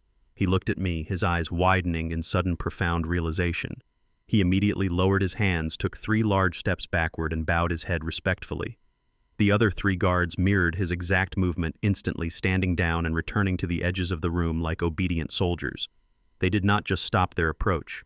They actively cleared a path for me. Victoria's eyes bugged out of her head. She looked completely unhinged. "What are you doing?" she screamed at the security team, stepping forward and pointing an accusing, trembling finger at them. I said, "Throw him out. Do you know who I am? I am a platinum donor to this foundation. I demand you remove this filthy man from my presence right this second." I did not stop walking. I moved gracefully through the sea of horrified billionaires and frozen politicians, the crowd naturally parting for me like I was Moses splitting the Red Sea. I kept my eyes locked entirely on Victoria, watching her rapidly descend into a pathetic, screaming panic. Before she could shout another racist, degrading insult, a frantic voice called out from the back of the ballroom. "Please stop this immediately. Make way. Please step aside." Arthur Kensington, the highly respected president and chairman of the charity foundation hosting the gala, was practically sprinting across the marble floor. He was a man of immense local power, someone Victoria had been desperately trying to impress all night. Victoria let out a massive sigh of relief when she saw him approaching. She assumed the man in charge was finally coming to assert control and drag me out of her sight. "Arthur, thank goodness," Victoria gasped, rushing toward him and gesturing dramatically at me. "This lunatic somehow snuck past the front desk. He is stalking my family. Please have him removed before he hurts someone." Arthur Kensington did not even look at Victoria. He brushed right past her outstretched hand as if she did not exist. He walked directly up to me, stopped and bowed at the waist with an astonishing level of reverence that sent a collective shockwave through the entire ballroom. "Mr. Hayes." Arthur said, his voice carrying clearly across the dead-silent room, trembling slightly with nervous awe. "It is an absolute profound honor to finally meet you in person, sir. We had no idea you would be attending tonight. We would have prepared the head table for your arrival." Victoria froze. Her outstretched hand dropped limply to her side. The expensive champagne glass slipped from her fingers, shattering into dozens of pieces against the hard marble floor. But she did not even notice the mess. Her face turned the color of ash. "Mr. Hayes," Victoria repeated, her voice barely a hollow, suffocated whisper. "Arthur, what are you doing? Why are you bowing to a retired handyman?" Arthur turned to face Victoria, his expression completely shifting from deep respect to absolute furious disgust. Handyman Arthur hissed, his voice dripping with incredulous anger. "Victoria, are you completely insane? Do you have any idea who you are currently speaking to? This is Mr. Alton Hayes. He is the founder and sole chairman of the Apex Development Trust. He is the anonymous diamond sponsor of this entire charitable organization. He single-handedly funds 80% of this foundation annual operating budget. We are standing inside a building that his commercial real estate syndicate literally owns." A loud, dramatic gasp rippled through the crowd of 300 wealthy elites. The people who had just been sipping champagne and complimenting Victoria's beautiful dress were now staring at her with blatant revulsion. In the high-stakes world of extreme wealth, power is the only currency that actually matters. And Arthur Kensington had just publicly revealed that I held the keys to the entire kingdom. Victoria's legs gave out slightly. She stumbled backward, bumping into a tall cocktail table to keep herself from collapsing onto the shattered glass. The arrogant, untouchable queen of high society had just been publicly stripped naked. She stared at my $15,000 suit, my icy, unforgiving eyes, and the deferential posture of every single security guard and executive in the room. The horrific, crushing realization finally smashed into her brain. The man she had forced her pregnant daughter-in-law to kneel in the rain for, the man she had mocked, degraded, and tried to destroy with a digital lie, was not a helpless victim. He was an apex predator. And the hunt had only just begun. I did not gloat. I did not raise my voice or hurl insults at the trembling woman grasping the cocktail table for support. True power does not require a megaphone. I simply adjusted my suit jacket and walked past Victoria, leaving her to suffocate in her own humiliation. I made my way toward the grand stage at the front of the ballroom. Arthur Kensington scrambled ahead of me, frantically waving at the audio-visual technicians to step aside and give me total control of the podium. The entire room remained locked in a breathless, paralyzed silence. 300 members of the city elite watched my every move, terrified to make a sound. I stepped up to the clear acrylic podium. The microphone picked up the quiet rustle of my suit. Behind me was a massive, high-definition LED screen currently displaying the Foundation charity logo in brilliant, glowing colors. I reached into my pocket and pulled out a small, highly encrypted silver USB drive. My elite cybersecurity team had spent the last 2 hours compiling the absolute destruction of the Sutton family into this tiny piece of metal. I leaned over and smoothly inserted the drive into the presentation console built into the podium. I tapped the touchscreen twice, bypassing the Foundation's standard presentation and mirroring my drive directly to the giant display overhead. The room lights dimmed automatically. The glowing charity logo vanished instantly, replaced by a stark white background filled with dense, undeniable financial data. I looked out over the sea of wealthy faces, my gaze sweeping across the room until it locked firmly back onto Victoria. Her eyes were wide, filled with a primal, inescapable dread. She knew exactly what was coming next, but she was entirely powerless to stop the incoming execution. "What you see on the screen behind me is not a charity ledger," I announced, my voice rolling through the state-of-the-art sound system, deep, calm, and resonant. "It is the unredacted internal financial framework of Bradley Sutton Wealth Management Firm. For the past 3 years, many of you in this very room have trusted this man with your private portfolios, your retirement funds, and your highly sensitive corporate investments. You believed you were securing your legacy and building generational wealth." I tapped the console screen. The display shifted, revealing a massive, heavily detailed spreadsheet. It listed over 50 names alongside millions of dollars in supposed investments. The names on that screen belonged to the politicians, real estate developers, and corporate executives sitting in the audience right now. A confused murmur rippled through the crowd as people recognized their own personal accounts displayed in 30-foot letters across the stage. I tapped the screen again. The spreadsheet changed dynamically, showing the actual routing numbers and the devastating zero-balance realities of those exact accounts. "Bradley Sutton has not been investing your money," I continued, letting the brutal truth sink into the silent room. He has been operating a highly sophisticated, utterly ruthless Ponzi scheme. He took your capital to fund a fraudulent luxury lifestyle, leasing mansions, buying sports cars, and purchasing first-class flights around the world. Every single dollar you gave him is entirely gone, wiped out, and funneled into offshore shell companies. And when his fake empire began to inevitably collapse this week, he deliberately manipulated his pregnant wife into signing as the sole financial guarantor for his criminal debts. The confused murmur instantly mutated into a sharp collective gasp of horror. Wealthy investors frantically pulled out their phones, their faces turning red with sudden, violent outrage. Men in custom tuxedos began shouting, pointing aggressively at the screen. But I was not finished. I had one more nail to drive into their coffin. I tapped the screen a third and final time. The financial documents disappeared. In their place, a heavily zoomed-in, high-resolution security photo appeared. It showed Victoria Sutton sitting in the exclusive executive lounge of her private country club, typing intently on her laptop. Next to the photo was a rigorous digital forensic breakdown highlighting her exact IP address and the precise timestamp of a massive video upload. Tonight, when my daughter firm discovered she was suddenly liable for millions in debt, Bradley attempted to flee the country. I said, my voice rising just enough to cut through the growing chaos. But to ensure his escape, this family decided to launch a vicious digital smear campaign against my daughter to completely destroy her credibility. They uploaded a deepfake video framing her for major corporate embezzlement. The cybersecurity data on that screen proves undeniably that Victoria Sutton personally executed the upload from a secure network just a few hours ago. The ballroom erupted. It was a complete, uncontrollable explosion of high society fury. The polite elegance of the charity gala vanished in a fraction of a second. Powerful men and women who had just been kissing Victoria cheek were now screaming at her, demanding their stolen money back. They surged forward, their faces twisted in absolute rage, surrounding her like a pack of starving wolves smelling blood. Victoria backed away, tripping over her expensive silk dress, crying out for security to protect her from the very people she had spent her entire life trying to impress.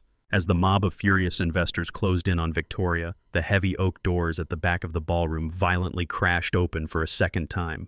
Bradley Sutton stumbled wildly into the room. He looked absolutely nothing like the arrogant, polished wealth manager who had threatened me with a tactical shotgun earlier that night. His expensive designer clothes were completely soaked with rain and covered in thick mud. His face was bruised and bleeding, and he was panting heavily, reeking of cheap alcohol and sheer, unadulterated panic. The ruthless money laundering syndicate had clearly found him at the airport or intercepted him on the dark road. He had barely managed to escape their violent collection team, with his life running blindly through the storm to the only place he thought he could find his mother and beg for protection. He froze in the doorway, desperately taking in the chaotic scene. He saw the angry mob screaming at Victoria, demanding their stolen funds. He looked up and saw his entire criminal enterprise, his hidden offshore accounts, and the digital forensic evidence completely exposed on the massive LED screen illuminating the ballroom. Then his manic, bloodshot eyes locked onto me, standing calmly behind the acrylic podium.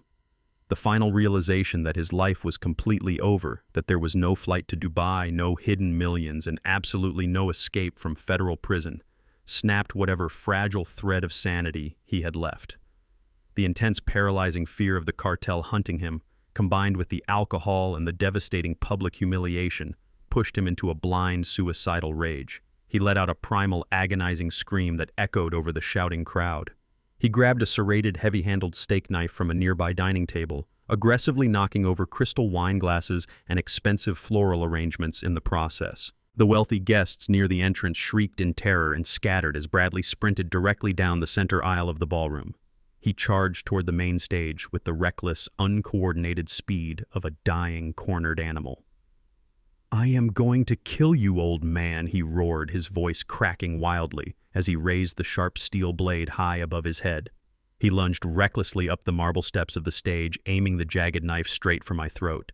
He firmly believed that taking my life was his only remaining option to reclaim any sense of power. He was fully prepared to commit murder in front of 300 witnesses, entirely driven by the toxic combination of absolute desperation and shattered pride.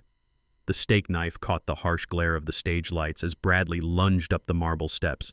He was screaming, his face a contorted mask of drunken desperation and sheer terror. He He swung the jagged blade directly toward my throat, putting the entire weight of his panicked body behind the strike. He expected me to cower. He expected me to throw my hands up and beg for my life like the helpless old man he always assumed I was. But I did not flinch. Decades of building a corporate empire had taught me how to handle aggressive predators, but 4 years in the United States Marine Corps had taught me exactly how to neutralize a physical threat. I watched his sloppy, uncoordinated trajectory with absolute, hyper-focused clarity.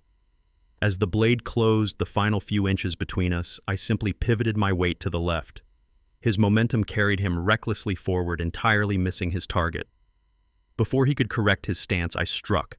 I stepped inside his guard, gripping his extended wrist with a vice-like hold. I twisted his arm sharply outward, applying a brutal, calculated joint lock that sent a shockwave of agonizing pain straight up his shoulder. Bradley let out a high-pitched shriek as the knife instantly dropped from his suddenly useless fingers. It clattered harmlessly against the acrylic podium.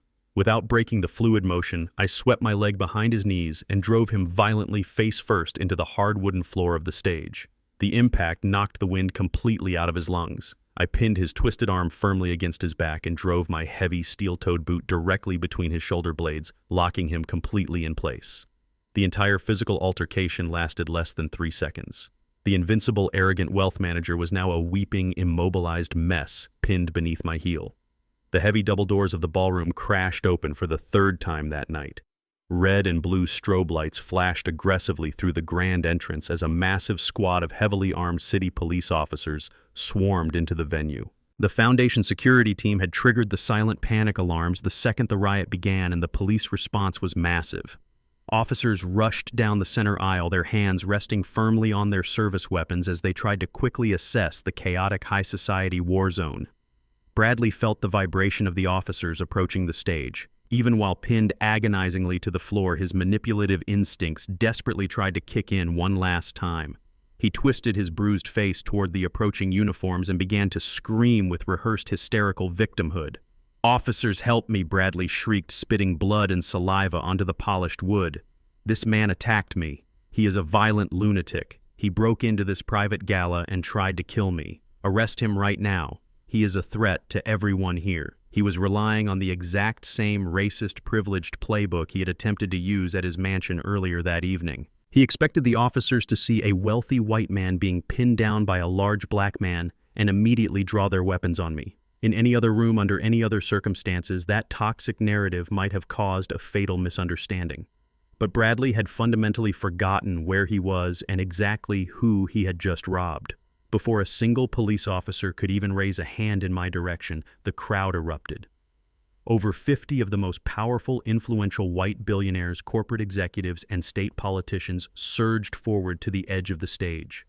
They were the men and women who funded mayoral campaigns and dictated city policy.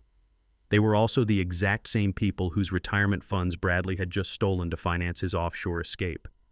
"That is a complete lie," a prominent real estate mogul bellowed, pointing a furious finger directly at Bradley. "We all saw exactly what happened. He charged the stage with a weapon." "He is an assassin and a thief," a high-profile city councilwoman screamed, stepping right up to the police captain. Mr. Hayes was merely defending himself. That monster on the floor just tried to murder him in cold blood. The chorus of elite voices rose into a deafening roar of absolute condemnation. Dozens of highly respected citizens were simultaneously testifying against Bradley, aggressively demanding his immediate arrest for attempted murder and massive financial fraud. The police officers did not hesitate. The captain quickly signaled his men. 2 officers rushed up the steps of the stage, but they did not reach for me.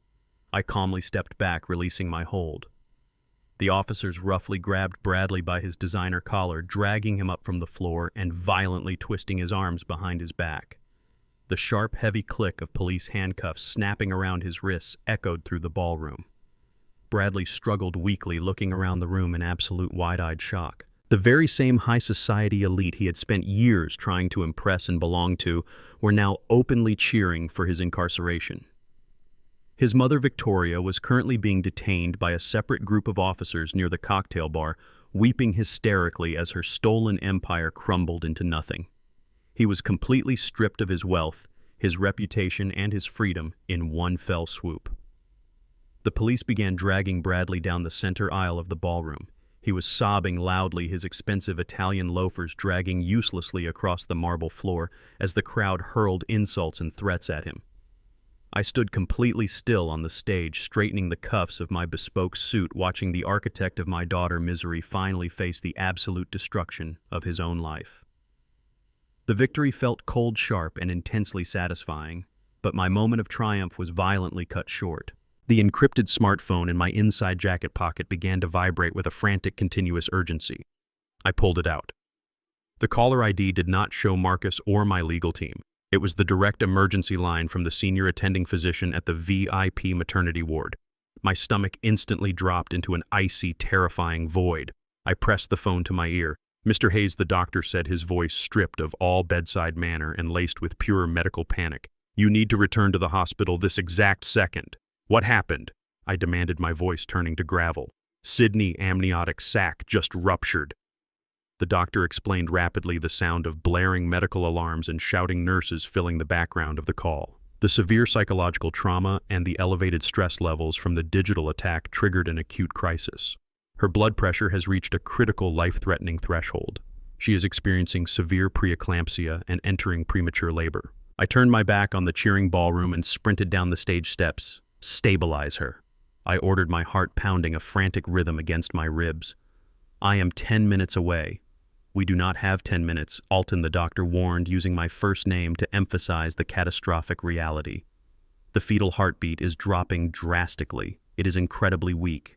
We cannot wait for natural stabilization. We are rushing her into an emergency surgical theater for an immediate cesarean section. Her life and the baby life are failing right now."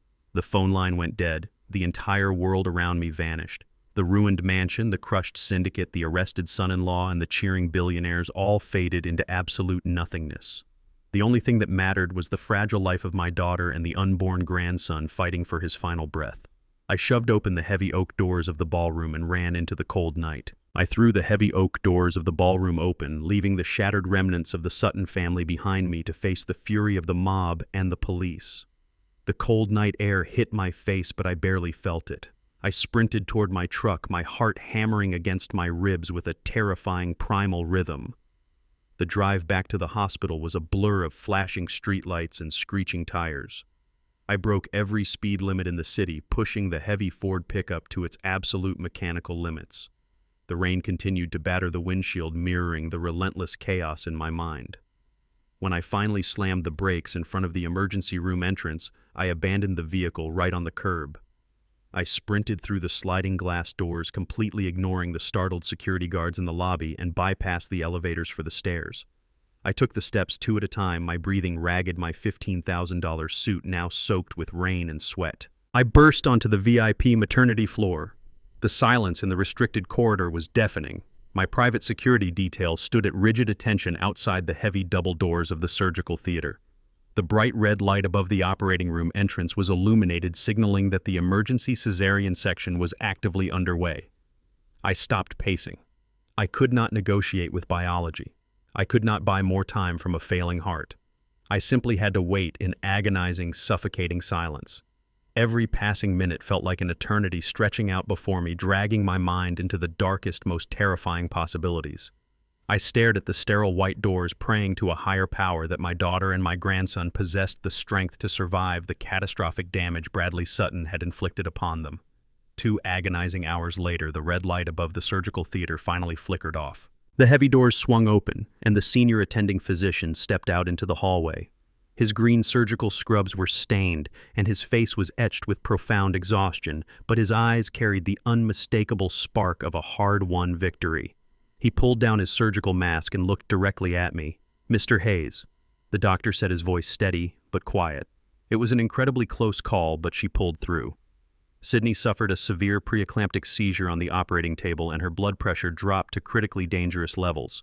We had to perform an emergency extraction and administer aggressive stabilizing protocols. She is currently unconscious and resting in the intensive care recovery unit. She will require extensive monitoring over the next few days, but she is officially out of the woods. She is going to survive. A massive, crushing weight instantly lifted off my chest. I let out a breath I felt like I had been holding for an entire lifetime. I braced my hand against the hospital wall, nodding silently to the physician. And the baby. I asked, my voice thick with raw emotion.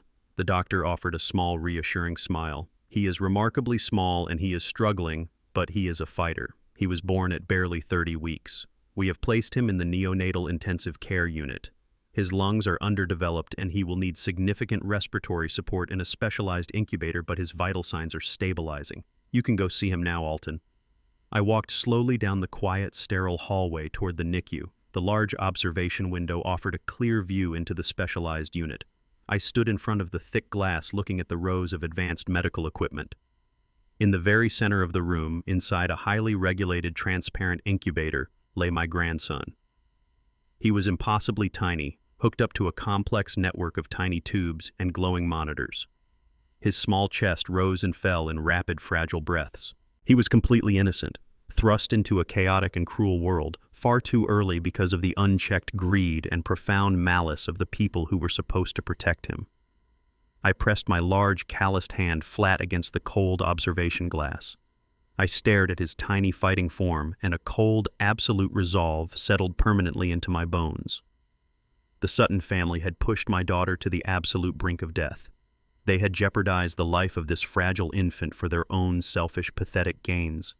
Bradley was currently sitting in a holding cell, and Victoria was facing the wrath of defrauded billionaires, but that was no longer enough. I did not just want them arrested or publicly humiliated. I wanted them eradicated. I stared through the glass and made a silent, unbreakable vow to my newborn grandson.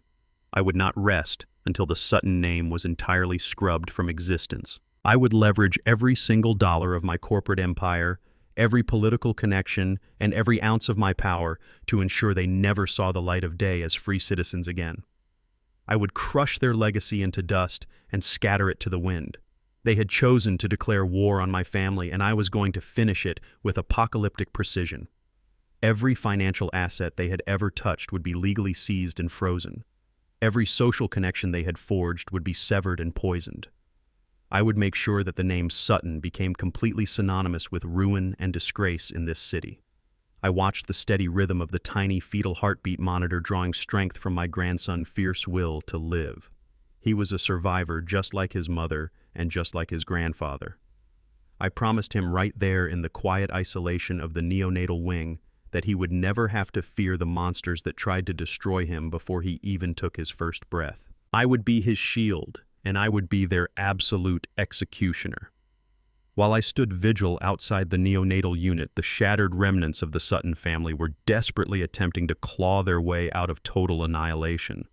Victoria Sutton had managed to slip away from the chaotic scene at the charity gala just before the police could formally detain her for questioning, but her escape was entirely futile. By the time she reached her luxury vehicle in the parking garage, my corporate legal team had already executed rapid emergency injunctions. Every single one of her domestic and international bank accounts had been completely frozen. Her credit cards were instantly declined. She was entirely locked out of her stolen wealth, and the money laundering syndicate was actively hunting the city streets for her. She had absolutely nowhere to run and no money to finance an escape. Stripped of her aristocratic power and facing imminent arrest from federal authorities, Victoria resorted to the most depraved, unthinkable strategy imaginable. She realized she had only one card left to play. She needed leverage, the kind of absolute leverage that could force a billionaire to withdraw his legal hounds and unfreeze her offshore accounts. She knew I would gladly trade my entire fortune to protect my family. Driven by a toxic cocktail of sheer desperation and unhinged arrogance, she directed her driver to the hospital. She abandoned her ruined designer gown in the backseat of her car and managed to steal a set of standard blue medical scrubs from a staff locker room near the loading dock. She pulled a surgical mask over her face, blending into the frantic, high-stakes environment of the medical facility. She navigated the service elevators, bypassing the heavy security checkpoints I had established at the main entrances. She was creeping through the shadowed corridors of the hospital, armed with a stolen access badge, heading straight toward the neonatal intensive care unit. Her plan was as simple as it was purely evil. She intended to walk right into the sterile ward, unplug my fragile premature grandson from his life-saving respiratory equipment, and smuggle him out of the building. She was going to hold a newborn infant hostage to extort her way back into high society. She thought she was a cunning survivor executing a brilliant tactical maneuver. She had absolutely no idea she was walking blindly into the final inescapable trap. I stood perfectly still in the dark, sterile corner of the decoy neonatal room watching the live security feed on my encrypted phone. Victoria Sutton was navigating the restricted hospital corridors like a desperate cornered rat. She was wearing stolen blue medical scrubs that hung awkwardly on her thin frame, a disposable surgical mask covering the lower half of her face, and a cheap plastic hairnet pulled over her expensive blonde highlights. Her designer heels had been swapped for sensible white hospital clogs, but her posture was still rigid with that unmistakable toxic arrogance. She swiped a stolen keycard against the electronic reader outside the heavy double doors of the ward. The magnetic lock clicked open with a soft, hollow thud. Victoria pushed through the doors and stepped into the dimly lit room. She genuinely thought she had outsmarted my entire private security detail. She believed she had bypassed the impenetrable fortress I built around my family through sheer aristocratic cunning.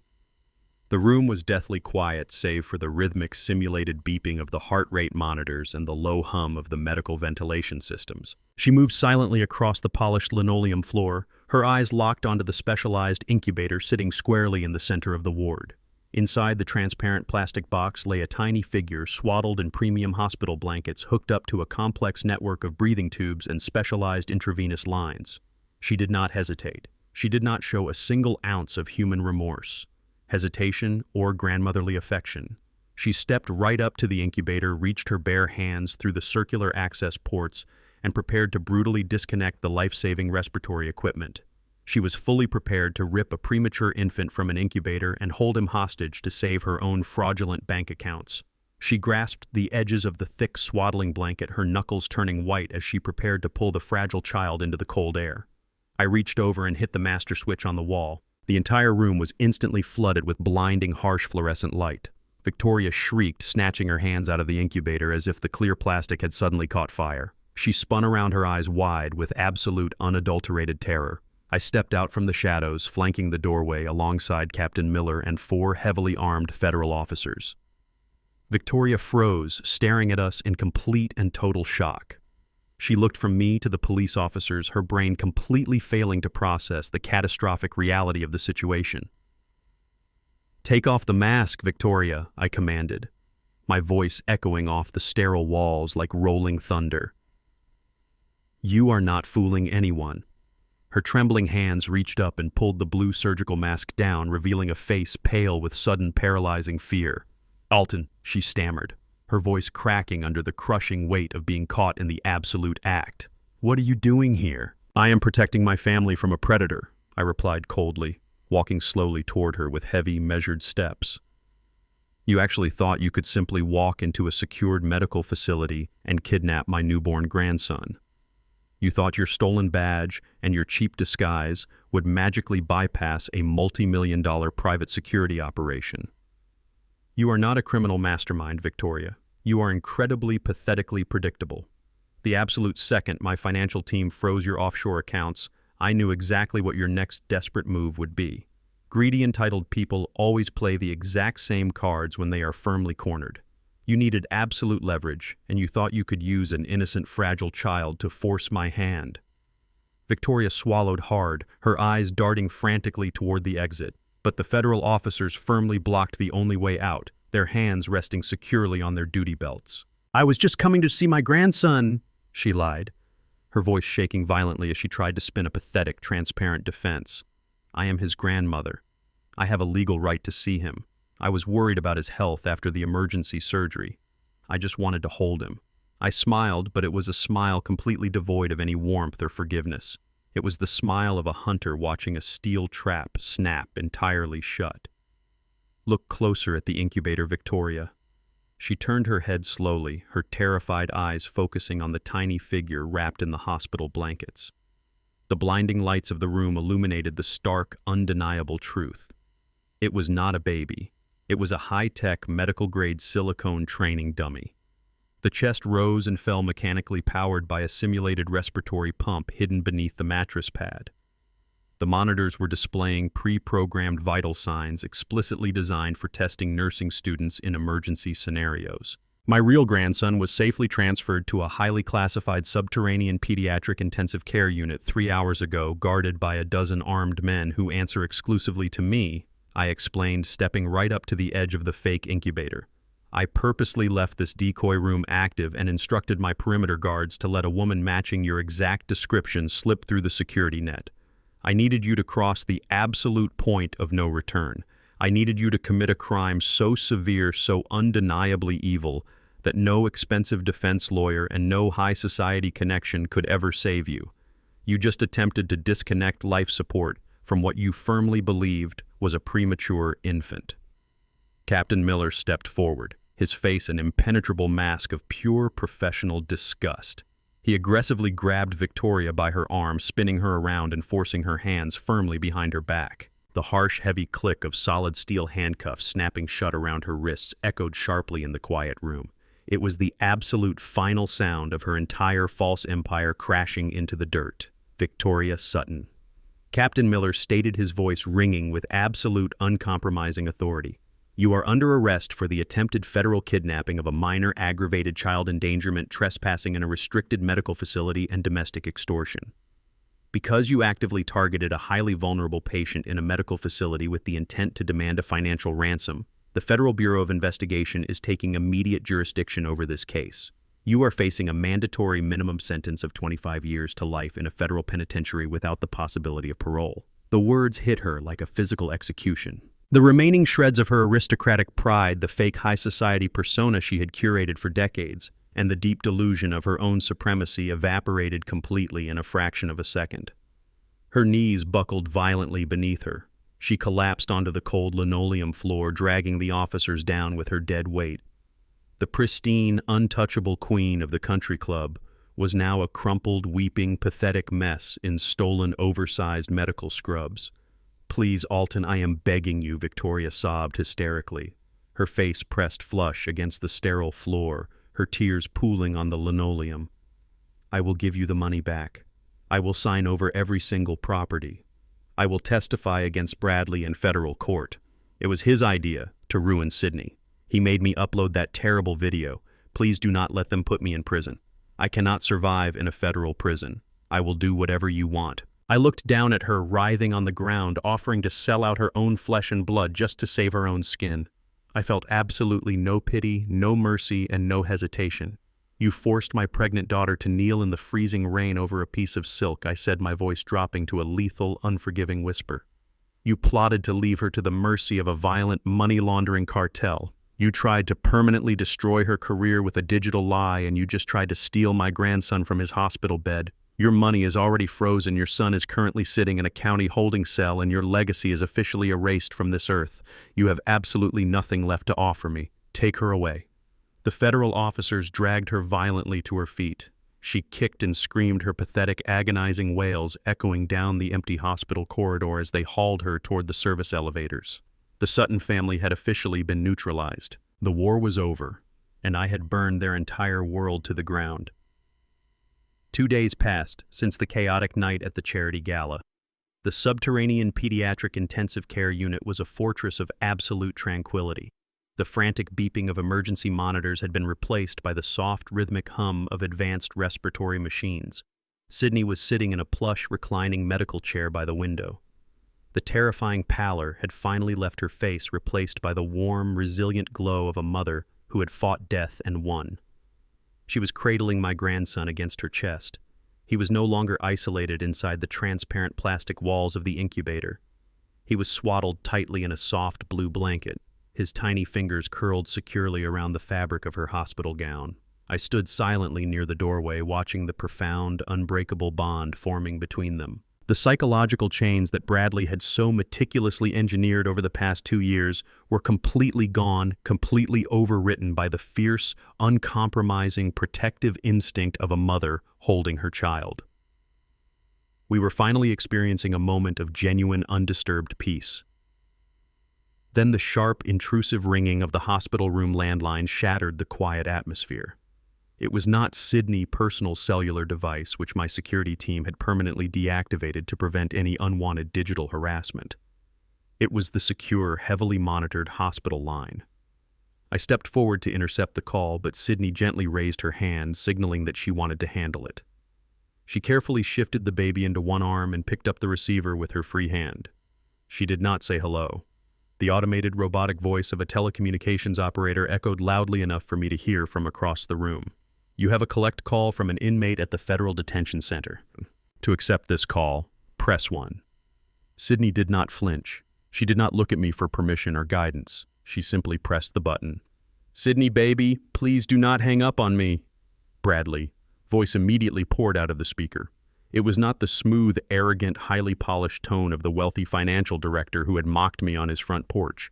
It was the raw, cracking, pathetic whine of a completely broken man. He sounded breathless, frantic, and entirely consumed by his own suffering.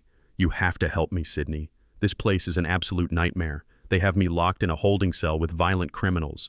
The food is inedible, the guards treat me like an animal, and I have not slept in 48 hours. You cannot let me rot in here."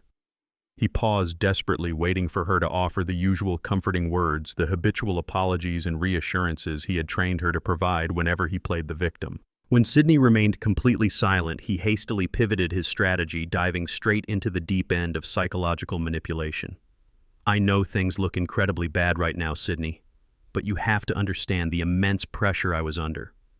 Bradley sobbed, forcing a wet, dramatic hitch into his voice. The corporate clients were demanding aggressive returns. The market was shifting. I made some questionable administrative choices, but I did it all for us. I did it to secure our future, to build a legacy for our baby. My mother is the one who pushed me over the edge. She forced me to upload that terrible video. I never wanted to hurt your career, baby. I swear to you on my life, I was trying to figure out a way to fix everything before the market closed. I love you, Sydney. You know I love you more than anything in this world. We took sacred vows at the altar, for better or for worse. You cannot abandon your husband when he is at his lowest possible point. He was aggressively utilizing every single tool in the abuser handbook, blame-shifting, gaslighting, weaponizing their marriage vows, and fabricating a narrative where he was just a desperate family man who made an honest mistake. "I need you to contact your father," Bradley pleaded, his voice speeding up into a frantic, desperate pitch. "Tell him to drop the private civil suits. Tell him to unfreeze my domestic account so I can post my federal bail." And Sydney listened to me very carefully. "When the federal prosecutors bring you in for questioning regarding those corporate loan documents, you have to tell them we signed them together. You have to testify that you were fully aware of the shell companies and that it was a joint marital investment strategy. If you just tell the judge that we were equal business partners, my defense attorney can get the wire fraud charges completely dismissed. I can beat this, Sydney. We can beat this. We can take whatever money your dad has left and start over somewhere new. Just the three of us. You, me, and the baby. Please, baby, do this for our family. Do this for love." Sydney slowly pulled the hospital receiver away from her ear. She reached out and firmly pressed the speakerphone button on the console, broadcasting his pathetic, desperate sobbing across the entire sterile room. I watched my daughter closely. A week ago, a speech like that would have sent her into a spiral of guilt and frantic compliance. She would have shed tears, blamed herself, and scrambled to save him from the consequences of his own actions. Today, she did not shed a single tear. Her eyes were completely dry, clear, and focused. Her posture was rigid, radiating the exact same uncompromising strength I had carried my entire life. She looked down at the fragile, sleeping infant in her arms, and then she leaned toward the speaker microphone. Her voice was completely devoid of anger, sadness, or fear. It was pure, unadulterated ice. "I see you exactly for what you are, Bradley," Sydney stated, her tone cutting through his hysterical crying like a surgical scalpel. "You are a coward. You are a fraud. And you are absolutely nothing to me or my son." "Sydney, please, you cannot mean that." Bradley shrieked, the panic in his voice escalating into pure, high-pitched terror. Sydney did not let him finish his sentence. She leaned closer to the microphone and delivered the exact same 5 words I had spoken to him on the night he forced her into the freezing rain. "Your eviction starts right now." She pressed the glowing red button on the console, instantly cutting off his frantic screaming. The line went dead with a sharp, heavy click. She placed the receiver back onto the hook, looked up at me, and gave a firm, resolute nod. The illusion was permanently shattered. Less than an hour later, my lead corporate attorney, Jonathan Pierce, walked through the heavily fortified glass doors of the Federal Bureau of Investigation Regional Field Office. He bypassed the front desk and walked directly into the office of the lead federal prosecutor, placing 3 heavily encrypted hard drives onto the mahogany desk. The drives contained every single piece of digital evidence my cyber team had meticulously extracted. The forged electronic signatures, the offshore banking routing logs, the unauthorized real estate liquidations, and the high-definition video of Bradley directly confessing his crimes to his mistress in the hotel room. Based entirely on that undeniable mountain of evidence, a federal grand jury immediately handed down a 32-count indictment against Bradley Sutton. He was officially charged with aggravated wire fraud, identity theft, federal tax evasion, and conspiracy to commit interstate financial crimes. But the federal charges were actually the least of his immediate problems. News travels incredibly fast inside the federal detention system. By the time Bradley was escorted back to his concrete holding block after his pathetic phone call, the environment had drastically changed. The money laundering syndicate he had foolishly attempted to defraud did not just operate on the outside. They maintained a vast, heavily structured network of violent enforcers inside the federal and county correctional facilities. As Bradley walked down the long, cold corridor toward his cell, he noticed the other inmates stepping up to the metal bars, staring at him with cold, predatory smiles. He realized with a sudden, suffocating wave of absolute horror that he was entirely surrounded by men who belonged to the very cartel he had stolen $3 million from. There was nowhere left to run, no mother to protect him, and no pregnant wife to use as a shield. The heavy steel doors locked behind him, sealing his ultimate fate. The day of the final sentencing arrived with the heavy, inescapable weight of a concrete vault shutting permanently. The federal courtroom was a massive theater of polished mahogany and high ceilings packed to absolute capacity with the wealthy investors Bradley had brazenly defrauded. I sat perfectly still in the front row of the gallery, wearing a dark, custom-tailored charcoal suit, my hands resting calmly on the wooden partition. The heavy side doors of the courtroom swung open, and the rhythmic metallic clanking of heavy iron chains echoed loudly across the silent room. Bradley and Victoria Sutton were escorted in by 4 armed United States Marshals. The sight of them was a breathtaking testament to absolute ruin. The glittering, untouchable facade of high society had been completely and violently scrubbed away. They were both wearing oversized, brightly colored orange prison jumpsuits that completely swallowed their frames. Victoria, the woman who had proudly paraded in a $10,000 silk gown, looked incredibly small and frail. Her expensive blonde highlights had grown out into harsh, graying roots. Her face was gaunt, deeply lined with exhaustion, and completely devoid of the haughty, aristocratic arrogance that had defined her entire existence. She shuffled her feet, staring at the floor, absolutely terrified of making eye contact with the gallery of billionaires she had once called her peers. Bradley looked significantly worse. The weeks spent in federal holding, entirely surrounded by the ruthless enforcers of the cartel he had stolen from, had completely broken him. He had lost at least 20 pounds. His face was heavily bruised, a dark purple shadow coloring his left eye, and his hands shook violently as the marshals directed him to the defense table. The smug, polished wealth manager who had aimed a tactical shotgun at my chest was entirely gone. He was nothing but a terrified, hollow shell of a man jumping at every slight sound in the room. The federal judge, a stern woman with an absolutely uncompromising reputation, took her seat at the elevated mahogany bench and slammed her heavy wooden gavel. She did not waste any time with legal pleasantries or procedural delays. She immediately began reading the final sentencing guidelines based on the massive mountain of digital and physical evidence my team had handed directly to the prosecution.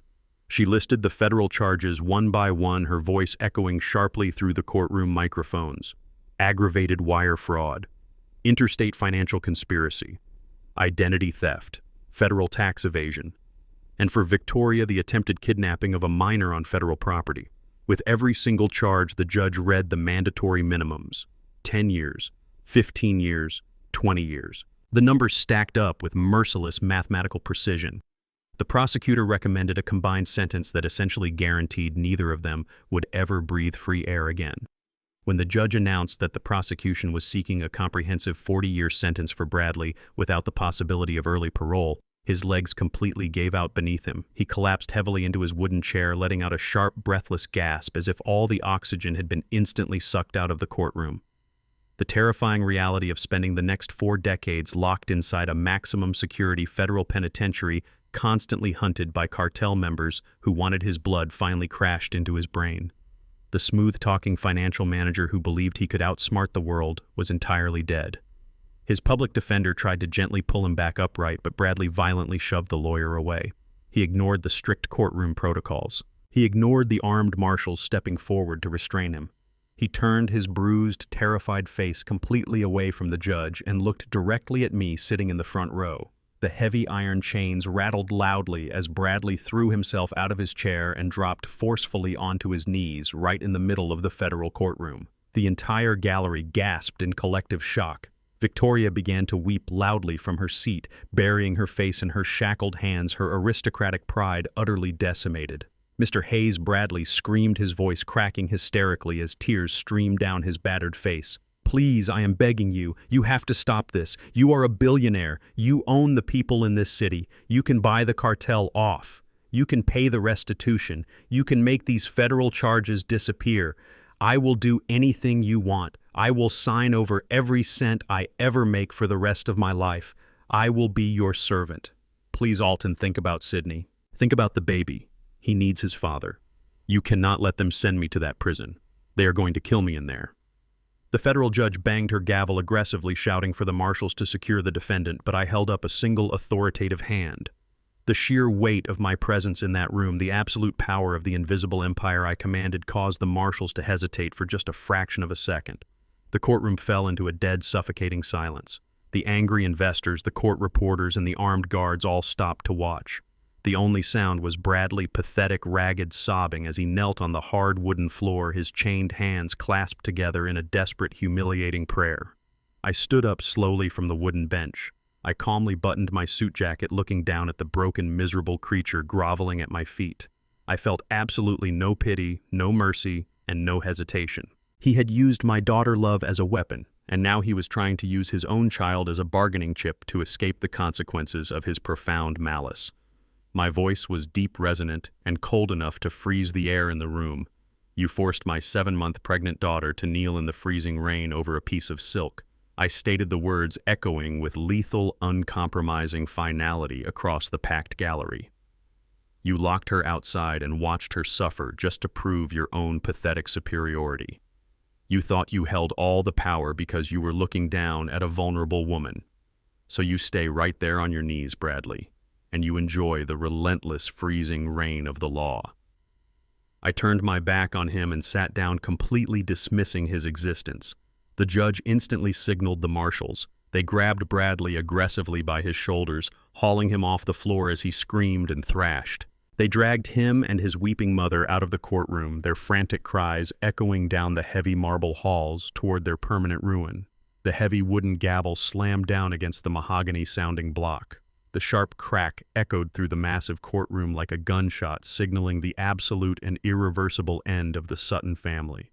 The federal judge looked down at the defense table with eyes devoid of any sympathy. "Bradley Sutton, for your orchestration of a massive interstate financial scheme, your malicious identity theft, and your deliberate attempt to destroy the life of your pregnant wife, you are sentenced to 20 years in a maximum security federal penitentiary. There will be no opportunity for early parole." The judge then turned her unyielding gaze toward Victoria. "Victoria Sutton, for the attempted federal kidnapping of a minor and extreme domestic extortion, you are sentenced to 15 years in federal prison." Furthermore, the judge continued, her voice ringing with absolute finality. "I am signing a comprehensive asset forfeiture order.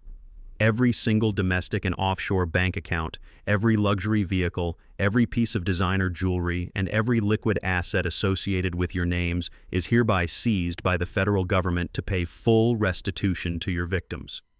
You are leaving this courtroom with absolutely nothing." The marshals grabbed them by their arms. There were no more tears, no more desperate pleas. They were completely hollowed out, reduced to empty shells of their former arrogant selves. I watched them disappear through the heavy side doors, swallowed whole by the justice system. The debt was paid. The war was officially over. 6 months passed. The bitter, freezing winter that had almost claimed my daughter's life faded into a bright, vibrant spring.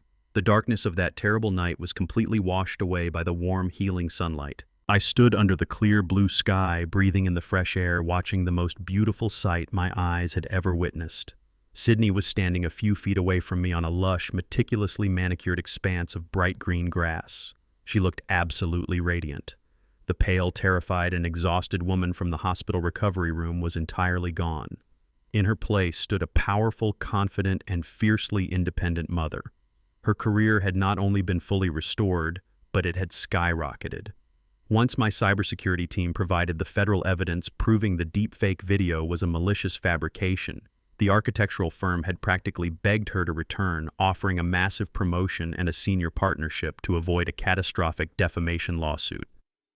But Sydney had firmly declined their offer. She used her own immense talent and my financial backing to open her own architectural design firm, refusing to ever let another person dictate her professional worth again. In her arms, she held my grandson. He was no longer the fragile, tiny infant fighting for his life inside a transparent plastic incubator. He had grown into a robust, incredibly healthy, and endlessly happy baby boy. He had my daughter bright eyes and a laugh that could instantly melt the hardest of hearts. Sydney held him up in the warm sunlight, spinning him around as he giggled with pure, unadulterated joy. She wore a simple, elegant yellow sundress, the fabric catching the gentle breeze. There were no designer labels to prove her worth, no arrogant mother-in-law to dictate her posture, and no manipulative husband to police her happiness. She was completely free. I watched them both, my heart swelling with a profound, overwhelming sense of peace. The trauma bond was permanently severed. We had fought through the absolute worst of humanity and emerged completely victorious. I walked over to them and Sydney handed the smiling boy into my large, calloused hands. I held my grandson close to my chest, feeling the strong, steady beat of his heart. He was the legacy of our survival. He was the living proof that a foundation built on genuine love and unwavering protection will always outlast a house built on lies and greed. I looked around at the beautiful, vibrant space we were standing in. To an outside observer, it was simply a magnificent new community park. Children were running across the open green lawns, climbing on state-of-the-art wooden play structures and laughing as they swung through the warm spring air. Parents sat on comfortable shaded benches watching their kids play in a completely safe, perfectly maintained environment. But this was not just a random piece of city land. The exact geographic coordinates of this vibrant, joyful playground held a deeply profound significance. This expansive green lawn was the exact location where Bradley and Victoria Sutton, massive $5 million luxury rental mansion, used to stand. The day after their federal convictions were finalized, I did not simply terminate the lease and rent the sprawling property to another wealthy tenant. I brought in my heavy commercial construction crews. I ordered the demolition bulldozers to tear the entire arrogant structure straight down to its foundation. They smashed through the custom stone fireplace where Bradley and Victoria had casually sipped red wine. They crushed the marble floors, shattered the remaining tempered glass, and completely obliterated the concrete patio where they had forced my pregnant daughter to kneel in the freezing rain. I had their entire monument of elitist cruelty ground into literal dust and hauled away in heavy dump trucks. I completely sanitized the earth. In its place, I fully funded the construction of this beautiful free public park specifically dedicated to the underprivileged families of the city. Where a fortress of greed and manipulation once stood, there was now only life, community, and joy. I walked with Sydney toward the main entrance of the park. Mounted on a large, solid stone pedestal right where the front door of the mansion used to be was a heavy bronze plaque. It officially dedicated the park to my grandson, ensuring his name would forever be associated with generosity and light. Bradley and Victoria were currently sitting in tiny, windowless concrete cells, entirely stripped of their freedom, their wealth, and their false superiority. They would spend the next 2 decades rotting in the dark, completely forgotten by the world they had tried so desperately to rule. Meanwhile, their former kingdom had been completely conquered by a retired bricklayer, and the very ground they thought made them untouchable was now a playground for the working-class children they had always despised. I put my arm around my daughter, holding my grandson secure against my chest. We walked forward into the bright sunlight, leaving the ghosts of the past permanently buried beneath the green grass. Looking back at everything that happened, I learned a vital lesson about the nature of true power. Real strength does not need to announce itself with designer clothes, arrogant threats, or rented mansions. The loudest people in the room are often the weakest, hiding their empty lives behind a fragile wall of lies and stolen money. True power is quiet.